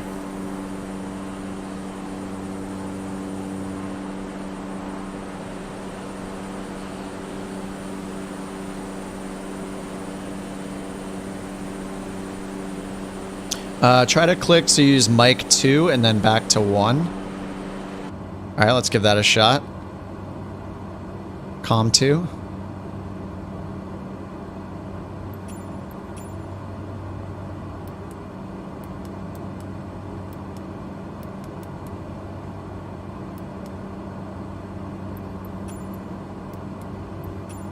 Yeah, even switching here, it doesn't like me. Let me try to change to a random frequency. Comm 1 not in use. Let's change Comm 2 as well.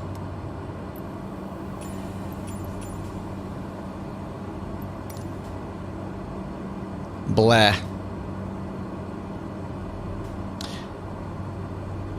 I'll try it again after I'm done with this flight. I think...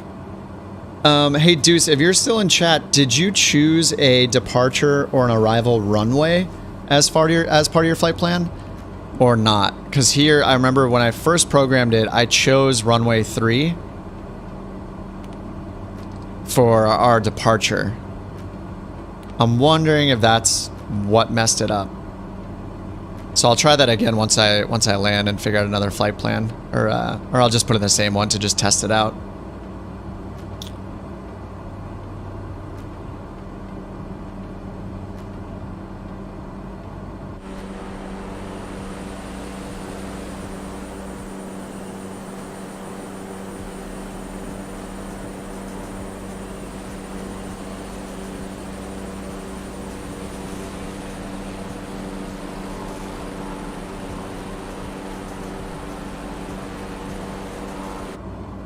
Alright, so yeah, we're still using the VOR. We're on a course to 321. So once we cross over the VOR, I mean, I have it in the GPS so we can see it matches right up with our GPS route. Yeah, we're on a course to 321 based on the VOR. And then here our GPS route shows 326. But that's going to be because of the variation. Oh, you did not. Okay. I wonder if that was it then. So if that's actually the bug, then I can try it again and I can report that to working title. They've given the US 2 graphical updates. What's it going to take to give Canada some love? Yeah, it was kind of weird that they did another US update. I think a lot of people were hoping for a new part of the world to get an update.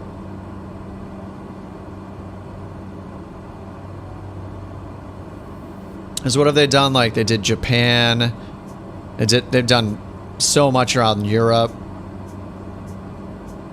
2 US updates. Yeah, Canada would be awesome. Have they done anything in South America either? I don't know if they've done anything in South America yet.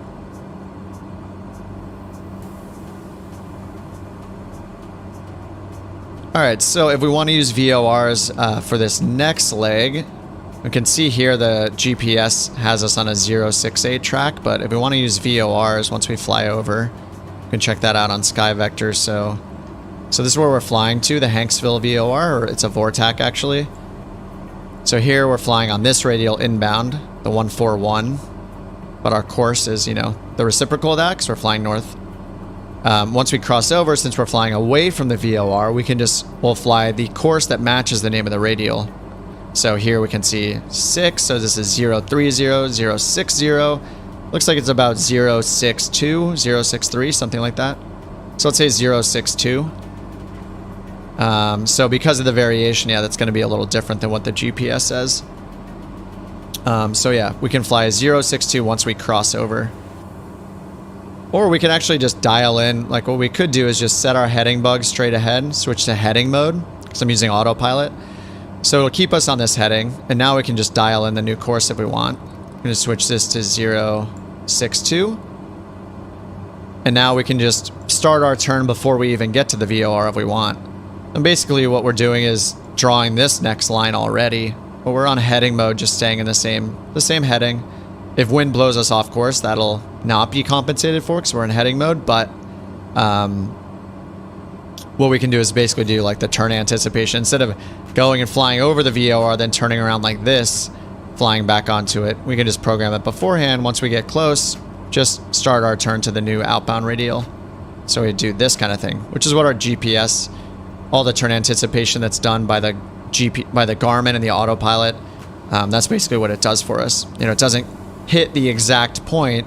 It draws a curve to get us to, you know, it anticipates that turn to fly from track to track. So it's going from here to here, shaving the corner off basically, instead of flying over it and having to fly all the way back around. So yeah, we can do that. So I'll just wait until our line here gets to like the one, what degrees? I always forget which degrees. The degrees of like deflection change, mattering which flight phase you're in and stuff. So I'm not sure how many degrees off course this actually is. But anyway, we'll wait for that broken line to get more towards the middle. We'll just wait until it's on this like inner dot right here, and then we'll just switch to nav mode again and just let it make that turn for us and track that radial outbound. I have to look that up later. I always forget what these dots actually represent.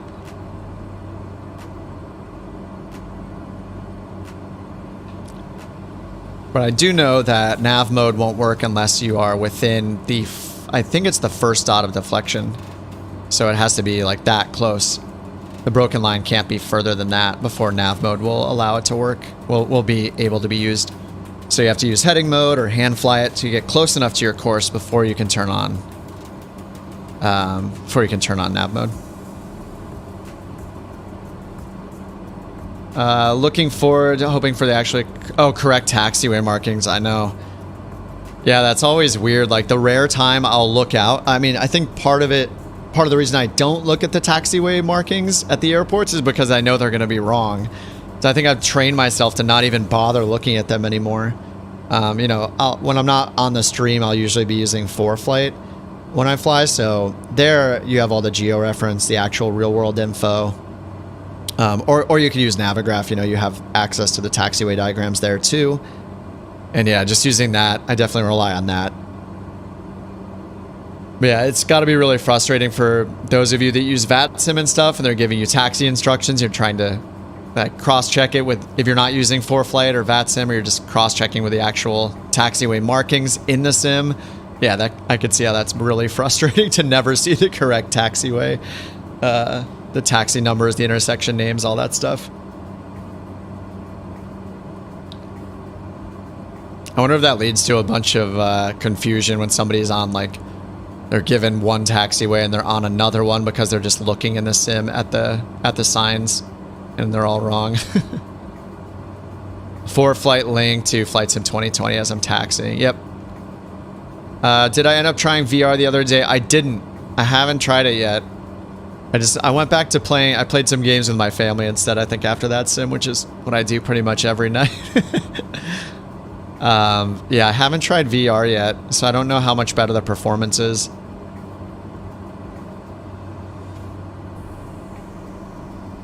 There's not a lot of photogrammetry available for South America. Okay. Yeah, that makes sense. I'm sure it is based off, yeah, where they can get their, where they can get the data, right? All right, how far away are we? All right, we're getting close here. GPS says we're about 10 miles away. It was meant to be a thumbs up. Sounds like a good time. Thumbs down. Yeah. And yeah, unfortunately, yeah, we don't have any ATC coverage here, but let me check the, I'm checking our altitudes again here. So yeah, we're safe at 95 all the way. Because I had checked, we had looked over all the terrain here. We're not going near Mount Ellen or Mount Pennell or Pennell, whatever that is. Mount Hillers. Oh, these are the Henry Mountains, I guess. Okay. Today I learned. But yeah, these peaks over here are 11,500. Thus the big sector altitude, the minimum sector altitude here, 11.9. We're at 9.5 comfortably. And then all around here we can just see 4,600, 5,200. So we can go down like 2,000 more feet and we'll be fine. And then this is the airport we're landing at. It's at 3,900. So we could go down a little bit. Let's just knock off 2,000 feet. We'll go down to 75 for now. And we don't have ATC, so they haven't been giving us our altimeter. So I'm just going to cheat, press B on my keyboard to update that. Looks like it was pretty off. And then we're almost up at the waypoint here for our VOR.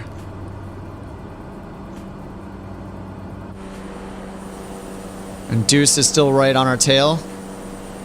Hello, sir.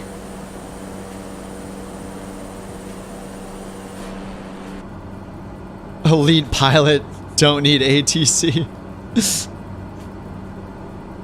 Yeah, I think like, oh, actually here on the GPS you can see that turn anticipation right here. You know, it's not going to fly to the waypoint. It's going to fly to intercept the next course gracefully. Yeah, we're getting closer to the VOR.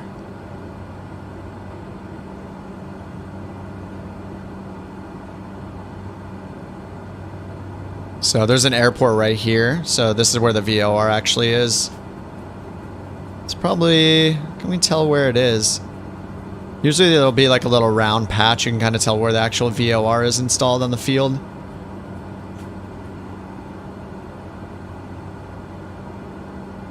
So it looks like the VOR is actually off a little bit, so yeah, it's a little bit to our left, but it's on the field. So this needle should start coming in right now, pretty quickly actually. I'd expect it to be way closer than it is right now. Because we're only like 2 miles from the VOR, 1 mile from the VOR right now. It put us in suspend mode on the GPS because we don't have another waypoint.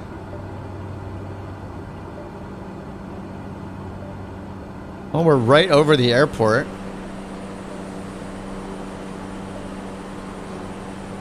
The VOR is probably right there. That little circular patch right there. Oh, there it goes. Wait, it just updated. What? That was so weird. Alright, well, we're going to turn around now to intercept that course. We're using heading mode first. Yeah, that was weird. It just wasn't updating. And then all of a sudden, it just deflected all the way to the other side. Like, it didn't even get closer. That was a little weird. But now, you know, we're doing just like we do with GPS with our legs. We're going to use heading mode to fly towards that course first. And then I already had nav mode. You can see both heading and nav mode are lit up.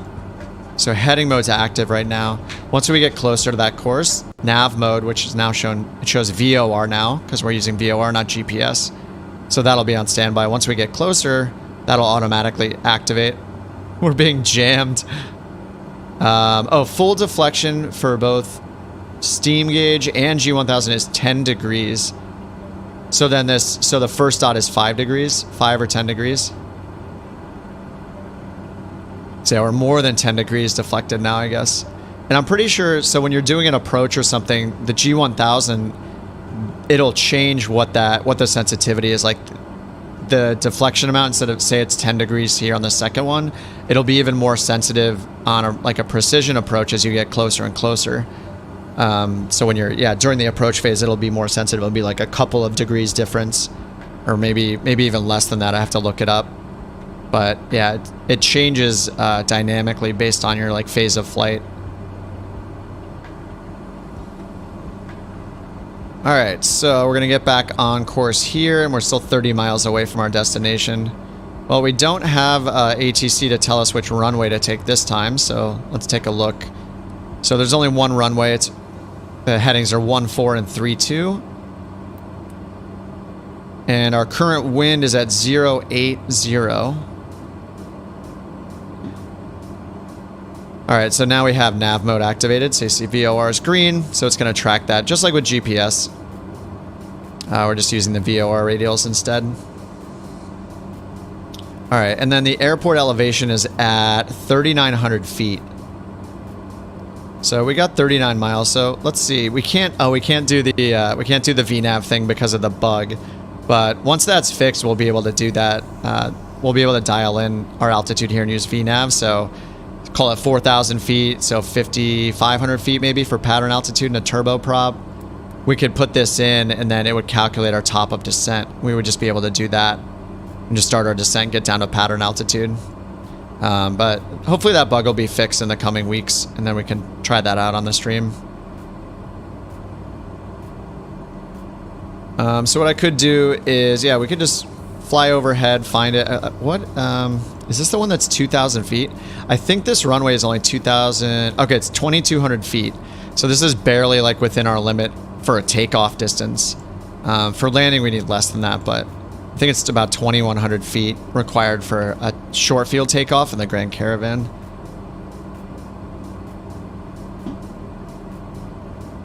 So as far as the ATIS, I mean, we have our wind. We have our wind indicated here. It's only 2 knots, so we have a headwind of 2 knots. So we're at 068.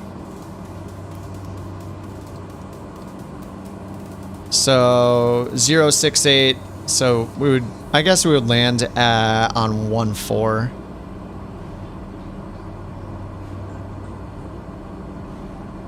It's pretty much even, right? Between 32 and 14, we're gonna have a similar crosswind. Yeah, the wind is at like 0.7. It's just changing a lot. It's only 2 knots, but yeah, so the wind is at, I guess it's 0.6 now. It's just fluctuating between 0.6 and 0.8.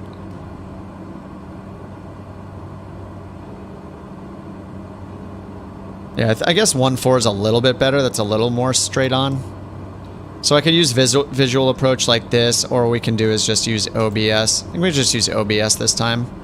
We're using VOR as well, so I guess this is where it's a little weird. So I can't stay on VOR and enable OBS mode, so I'm going to switch to heading mode on the autopilot again. Now I can switch this over to GPS to get to my OBS button here. Now we can change our OBS course.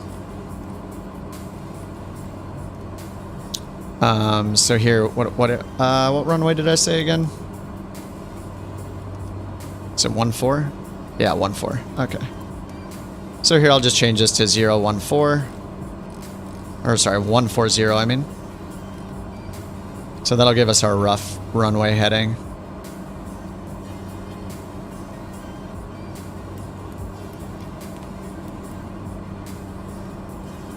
So we're going to need to swing out to the north.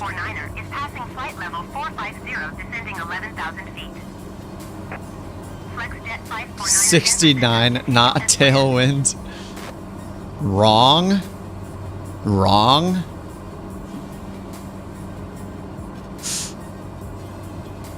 Alright, so we're going to make our turn over here.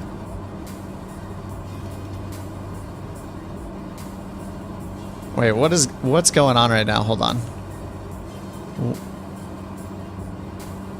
We need to go this way to get on track, so this is a little confusing because we're so far, we're south of it, so it looks like we need to turn to the right, but we actually need to turn to the left because we're just south of it.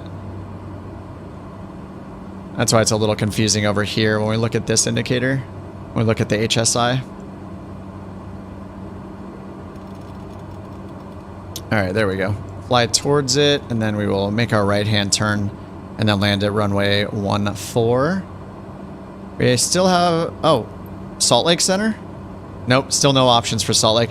I was going to be so annoyed if we just switched to Salt Lake Center and it let me file the flight plan at the last minute. All right.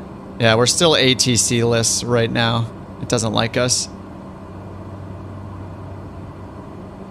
All right, UT-75. So we're looking for a 2,400-ish foot long grass strip, 5,500 feet. So let's go down to 55 now. We're about 16 miles out.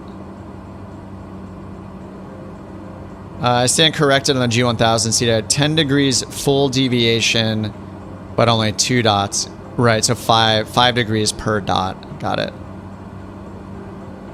We can see our cross track right here, 14 miles away from the route we want to be on.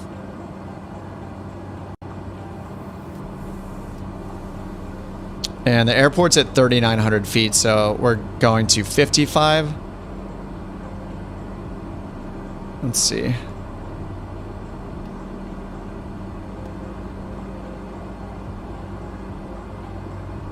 Now let's see if we can spot it. Sometimes I regret having the enhanced airport graphics on because the strips are not as obvious.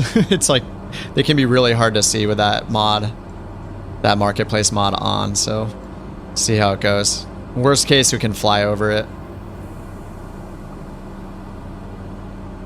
And I do use the smart camera too to find it sometimes. So if you have a button toggled for like smart camera, I think usually with a stick or a yoke, it'll have one of the buttons bound to smart camera by default. So I'll use that to find the airport if I really can't find it.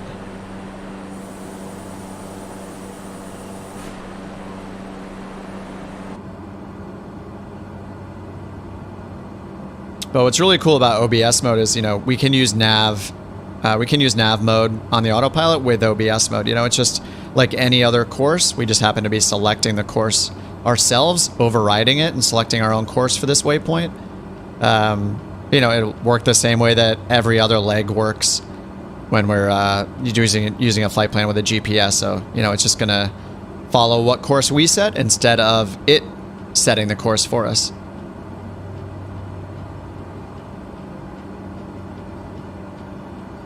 Salt Lake Center Delta 753 is passing flight level tree 60, descending 13,000 feet.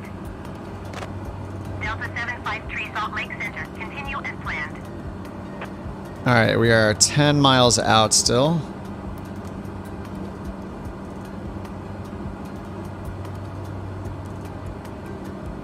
And we're 1,000 feet from our selected altitude here, so we have 1,000 feet more to drop. Terrain looks okay. It's a little bumpy here. We could check our relative terrain map again. Yeah, it looks like we're good. So we're in the green, which means we're between 1,000 and 2,000 feet above the terrain. Exigent 752 contact Salt Lake Center on 125.575. Looks like it's like right in this canyon here or something. And we can kind of see the terrain difference because of how, you know, our current altitude. It's kind of cool. Okay, we're at 6,100 feet. We're going down to 55, which will be our pattern altitude. I'm going to make it a little shallower of a descent right now because we're getting a little low too fast. Still have a couple turns to make here. So if I turn it this way, I'm just going to turn the heading bug and hit nav mode again. So nav mode will follow our OBS course once we get close enough. So it'll make that turn and be roughly lined up with the runway.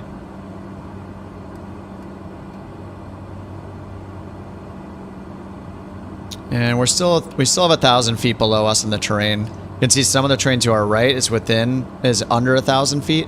So that's the yellow right there. So some of these little hills that how the terrain rises up over here is a little higher.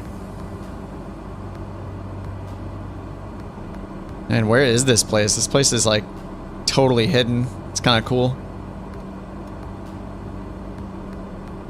Getting a little sightseeing and going lower.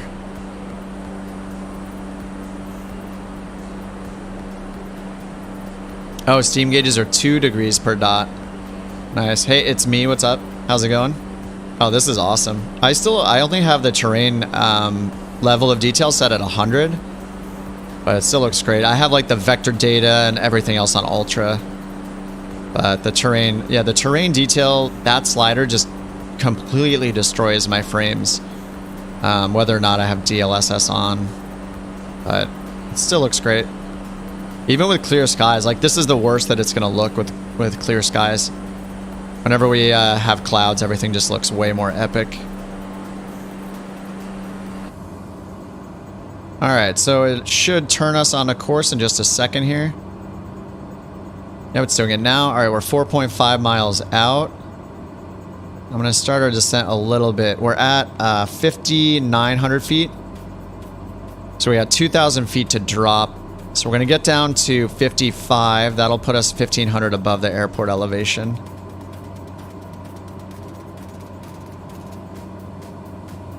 And it should be in front of us. This is the hard part, is finding a little dirt strip.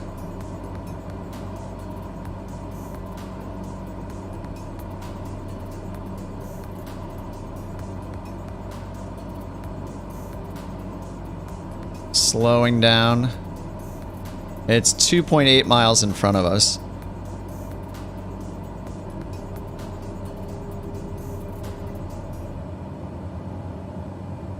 I do not see it.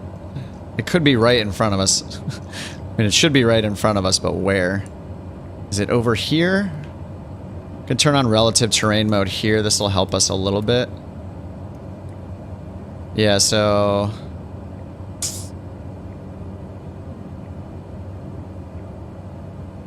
where is this thing? Oh, is that it right down there?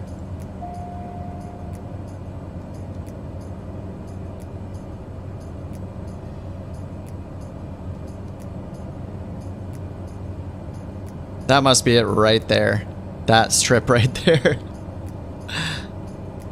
All right, we're gonna make a 180. It's like down in the canyon.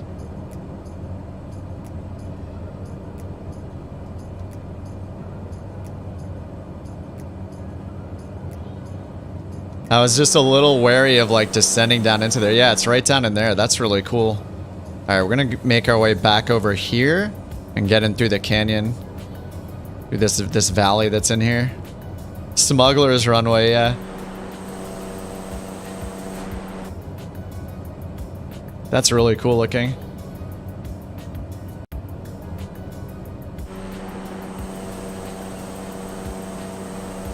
I expected it to be up top for some reason, but that's totally not right because we know we had to lose 2,000 more feet. So can we fly through the canyon and land there? I think that's what we have to do. We're just gonna like chop and drop and give it full flaps and get down into here. This will be cool.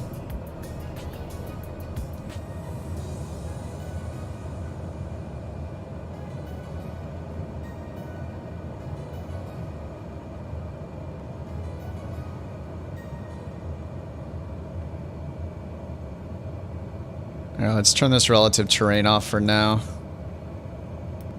There we go. This is awesome. Yeah, I think this mission is one of the illicit missions or whatever.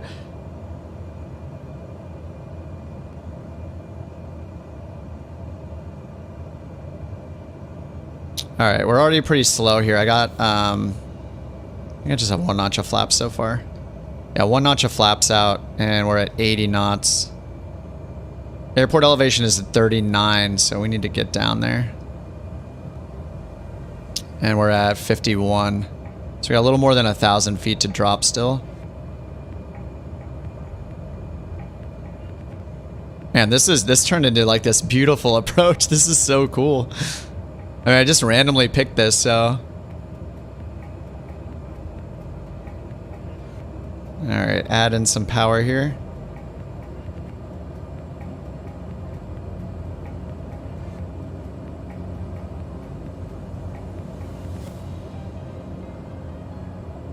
What? Why are you staring at me? My girlfriend is here staring in my face. What? Stop it. Oh, there it is right there. I kind of need to like chop and drop. Watch my speed. I'm about to stall because I'm really slow right now. She's like staring at me because this is hard. All right, I'm pretty much at idle. We're at full flaps. Just need to keep my nose down to watch our airspeed because it's really low.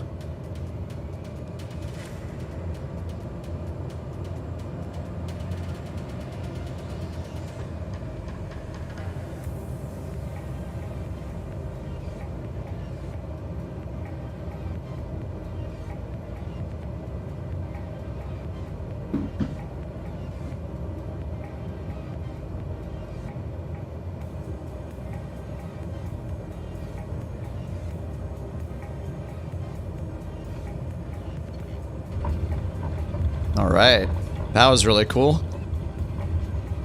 I think this is the right spot. I mean, I don't see any other airstrips around here.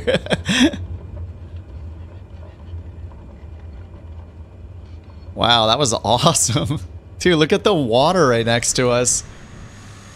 Just the color, like all the green and everything here is so cool looking.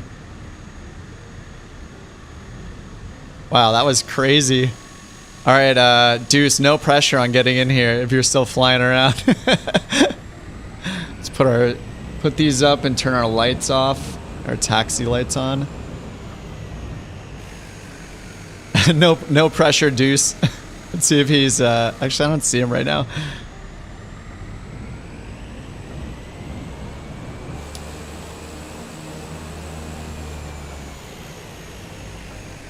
Damn, what a cool spot. This is great. I think we could like barely take off here. Let's put our parking brake on and go to low idle. Get our drone camera ready. And this spot is really cool. Yeah, Uniform Tango 7-5. Dude, this is amazing. I kind of want to switch my... Got some birds right there. Let me switch my terrain level of detail up just to kind of see. Whoops, that's the wrong one. To kind of see it in all of its glory. That's object. Oh yeah, put object level of detail at 100 as well. Terrain level of detail 400. So that should give us quite a bit more detail on the mountains and stuff around here. I'm not sure. You can see my frame rate already instantly. I mean, it's also like it's like caching it or whatever. It's loading in all the data for the terrain, but really damages my frame rate, which is why I keep it at 100. Oh, and now it's clear runway. Yeah, my ATC was bugging out. I know that, yeah, I can only get to Salt Lake Center.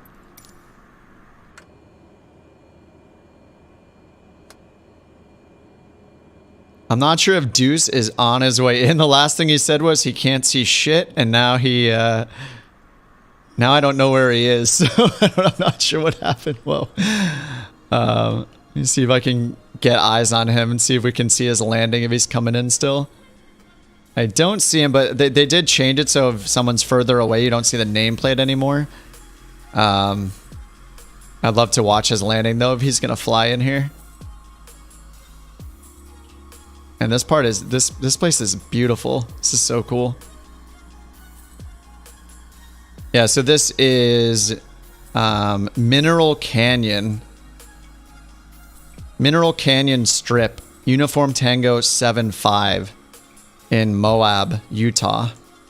Or Moab? M-O-A-B. Oh, there's Deuce over there. Oh, is he coming in from the other direction?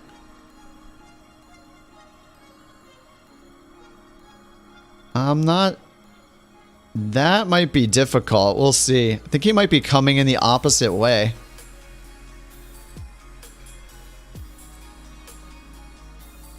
Because these mountains are right here. But I guess you could if you came through this... If you followed the river here, maybe you could. Looks like he's going to try to just like chop and drop right after those mountains right there.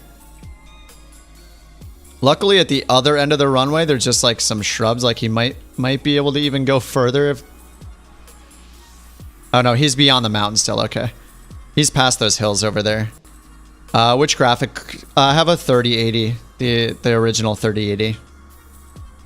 And I don't have DLSS on right now. It seems like a little hit or miss. So, I mean, DLSS, I think we may be waiting for when the NVIDIA driver card update comes out, like when there's a new driver version out that supports Microsoft Flight Simulator DLSS.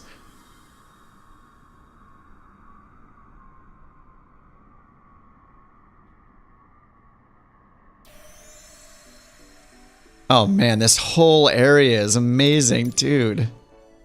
This could be one of the nicest places I've flown. This is really cool looking. Utah, man. Our little baby strip down here. All right, he's making his way around. I'm going to be patient and wait and see if we can see his landing, because it'll be really cool. Yeah, it looks like, I mean, let's see. We took this way, so these turns were not too bad. We descended into this kind of, into the river over here. And then we made this right turn, then a left and a right U-turn, and then a left and landed. This way, yeah, I think we took the right direction. I mean, the other way is not too bad either. You just have this mountain, this like edge right here to deal with. So this would be cutting it kind of close, maybe. I feel like we had a lot more space to breathe on this side. So if he can make his way to the other side, then I think he'll have a better chance at. It'll be an easier landing. I wonder what standard procedures there are for that. Well, so on the, I mean, there aren't, the standard procedures, right? So, I mean, you really just have to look at all the obstacle notes. So on the SkyVector page for this airstrip, I mean, it's this private little airstrip. It just says, it just shows that there's a hill 2,000 feet from the runway at this way. And this one's 600 feet from the runway on runway 32. We did 1-4, so our main obstacle here is 900-foot hill, 2,000 feet from the runway. But yeah, this is the scary part is runway 32. That 100-foot hill is only 600 feet from the runway. So when you're coming into the other direction right here, it's talking about this. Right here is like 100 feet in elevation, I guess. This hill right here. That's what it's talking about. Or maybe even this one as well. So if you're coming in this way and you like skim it down like this, I guess you could do it like that. Yeah, down to the runway this direction. And this way is a lot, it's much higher, right? 900-foot hill, 2,000 feet. So this, I guess, is maybe around 900 feet. So yeah, it's higher here, but you have more distance. Over there, it's lower, but you have less distance to the runway. It's cool because this airstrip fits very well with the theme of the Skypark mission. You know, the Skypark mission is for the coyotes or whatever. This is kind of like the illegal smuggling parts of the missions. So there's like 3 companies in Skypark, and one of them is the coyotes. All right, he's going for the short one, it looks like. So he's going for 3-2. I think this will work fine. He just has to be really low right here. He has to be like buzzing these shrubs right here and just drop straight down. I think that's doable. Especially you have full flaps in. I slipped at the end quite a bit too to get my airspeed down and to just kind of chop and drop. I think he's doing acceleration right now. Okay, yeah, he's going around to the other side. All right. This will be fun. Sorry, dudes, no pressure. I mean, just if you don't want to do it, it's totally fine. Totally understand. People watching you come in for a landing can be a little stressful. I don't know. Maybe he's going around the other way. I don't know. He's going all over the place. Where they have it marked on ForeFlight and where it actually is not accurate. Oh, as was your GPS indication. Yeah, that's true, right? Yeah, it's over here still. It still says that we're 0.6 miles away. I mean, I assume this is it. I don't know what else it could be. I guess I didn't check to the east or whatever. Is it over here? Maybe this isn't it. I mean, there's kind of a road here. I feel like this has been a half a mile already. I think we're at the right spot. Unless there's another airstrip right nearby. Yeah, this is it. Yeah, and our if I update the altimeter. Yeah, it says about 3,700 feet. It's estimated on SkyVector. It says estimated 3,900. So yeah, it just doesn't have the data. I wish I could put it in follow mode on another plane. I don't think you can do that with the drone camera, right? You can only follow your own plane. Oh, nice. Here he is. He's coming into the river down here. I had to slip quite a bit, Deuce, at the end there to get down low enough. So you might want to get lower than I did. I feel like I had to like chop and drop at the very end over there.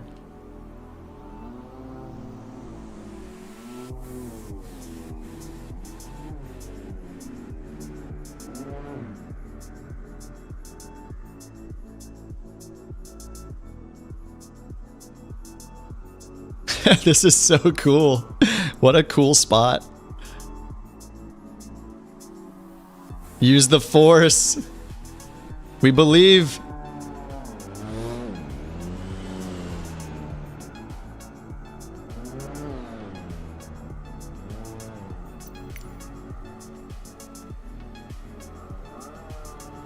Let me try to match his speed here.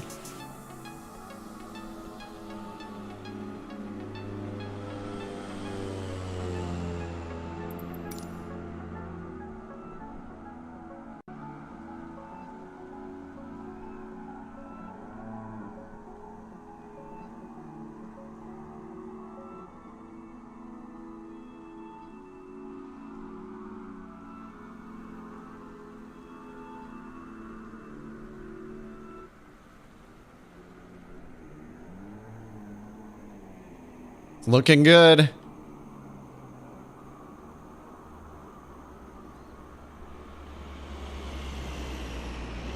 Chop it. Slam on the brakes.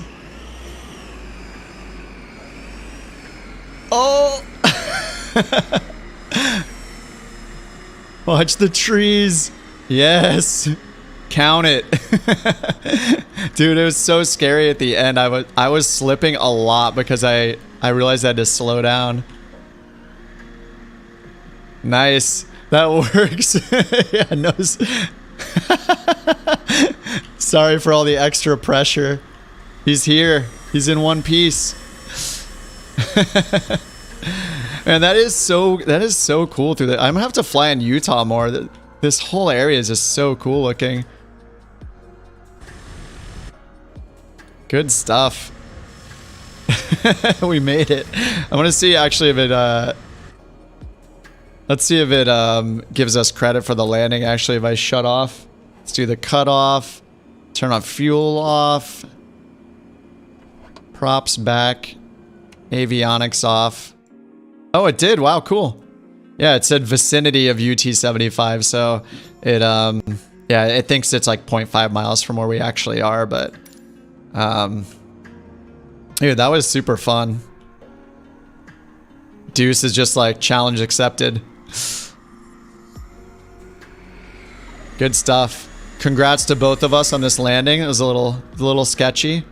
I mean, this is like pushing the limits of the Grand Caravan too, because this is only, I think there's only a couple 100 feet additional that we have for the takeoff. So yeah, got a bunch of trees and stuff, and then we got terrain on both sides, especially this way. Whew, that was good stuff. Oh man, I can't believe it's actually, I've already been streaming 4.5 hours. Normally I do like 3. I'm definitely feeling the 4. So I'm gonna call it here. We ended up only doing 1 full flight, I guess. We did the multi-leg flight, this one. I, of course, as is tradition, forgot to even bring the cargo with me. But whatever, we still flew the route. And then yeah, the second route, it didn't work for me, but it worked for Deuce, who was flying along. He said that he was able to contact ATC and get his IFR clearance for the second leg of the trip. So without him having to go back to the world map or anything. For me, I'm going to test it when I'm done with the stream here, but I have a feeling that it's because I chose a runway when I when I programmed the flight. Maybe that messed it up. So I'm going to give that a try, do a test, and I'll report that to working title if that's a bug. So we'll figure that out. But man, that was great. Awesome scenery. I feel like the scenery was a little boring until we got towards here. Obviously, this is incredible looking, but yeah, it was good stuff. So if you guys have the beta, or if you don't have the beta, there's a link in the description below if you want to download it. It's available on Xbox and on PC. So whether you're on Steam, Microsoft Store, or Xbox, there's instructions there from the Microsoft team on how to download it. You can opt in, download it, and then try it. If you don't end up liking it or you have problems with it, you can revert back to the regular like retail or full version of the game that's out right now. And this beta will be out at the end of August. So August 23rd, I think, is the release date. So that'll be out. Thanks for flying along, Deuce. And thanks for the super chat earlier too. That was really nice. Totally unnecessary, but also appreciate it. So yeah, thanks for hanging out. If you guys do, and another thing to note about the beta is that the multiplayer servers are separate. So anybody that's here right now on the non-beta release, on the full release, if you're here right now, we're not seeing you because it only shows you people that are on the beta server. So they are separated for multiplayer. So if you're playing with friends or family or anything like that, make sure that you're all running the beta if you want to see each other in multiplayer, or you're all running the non-beta version to see each other. So they don't mix and match. All right, I'm gonna call it a day. It's just the afternoon here, so I'm gonna take a break, get some food, and do some bug investigating. So thanks for watching as always, everybody. Have a good day or night wherever you are. Good morning in Australia. And I'll see you guys on the next stream or in the next video. I will be making a video about all these new NXI features before the beta is out. So probably in the next week or two, I'll have a video on NXI 1.0. So I've already gone over that stuff on the streams, but I'll put out the concise video as well for all the new features for, you know, the radio altimeter and all that stuff. Oh, did I say it's not been 4.5 hours. I think it's been about 3 hours, almost 4 hours. Anyway, thanks a lot, everybody. Have a good day. Have a good night. I'll see you in the next one.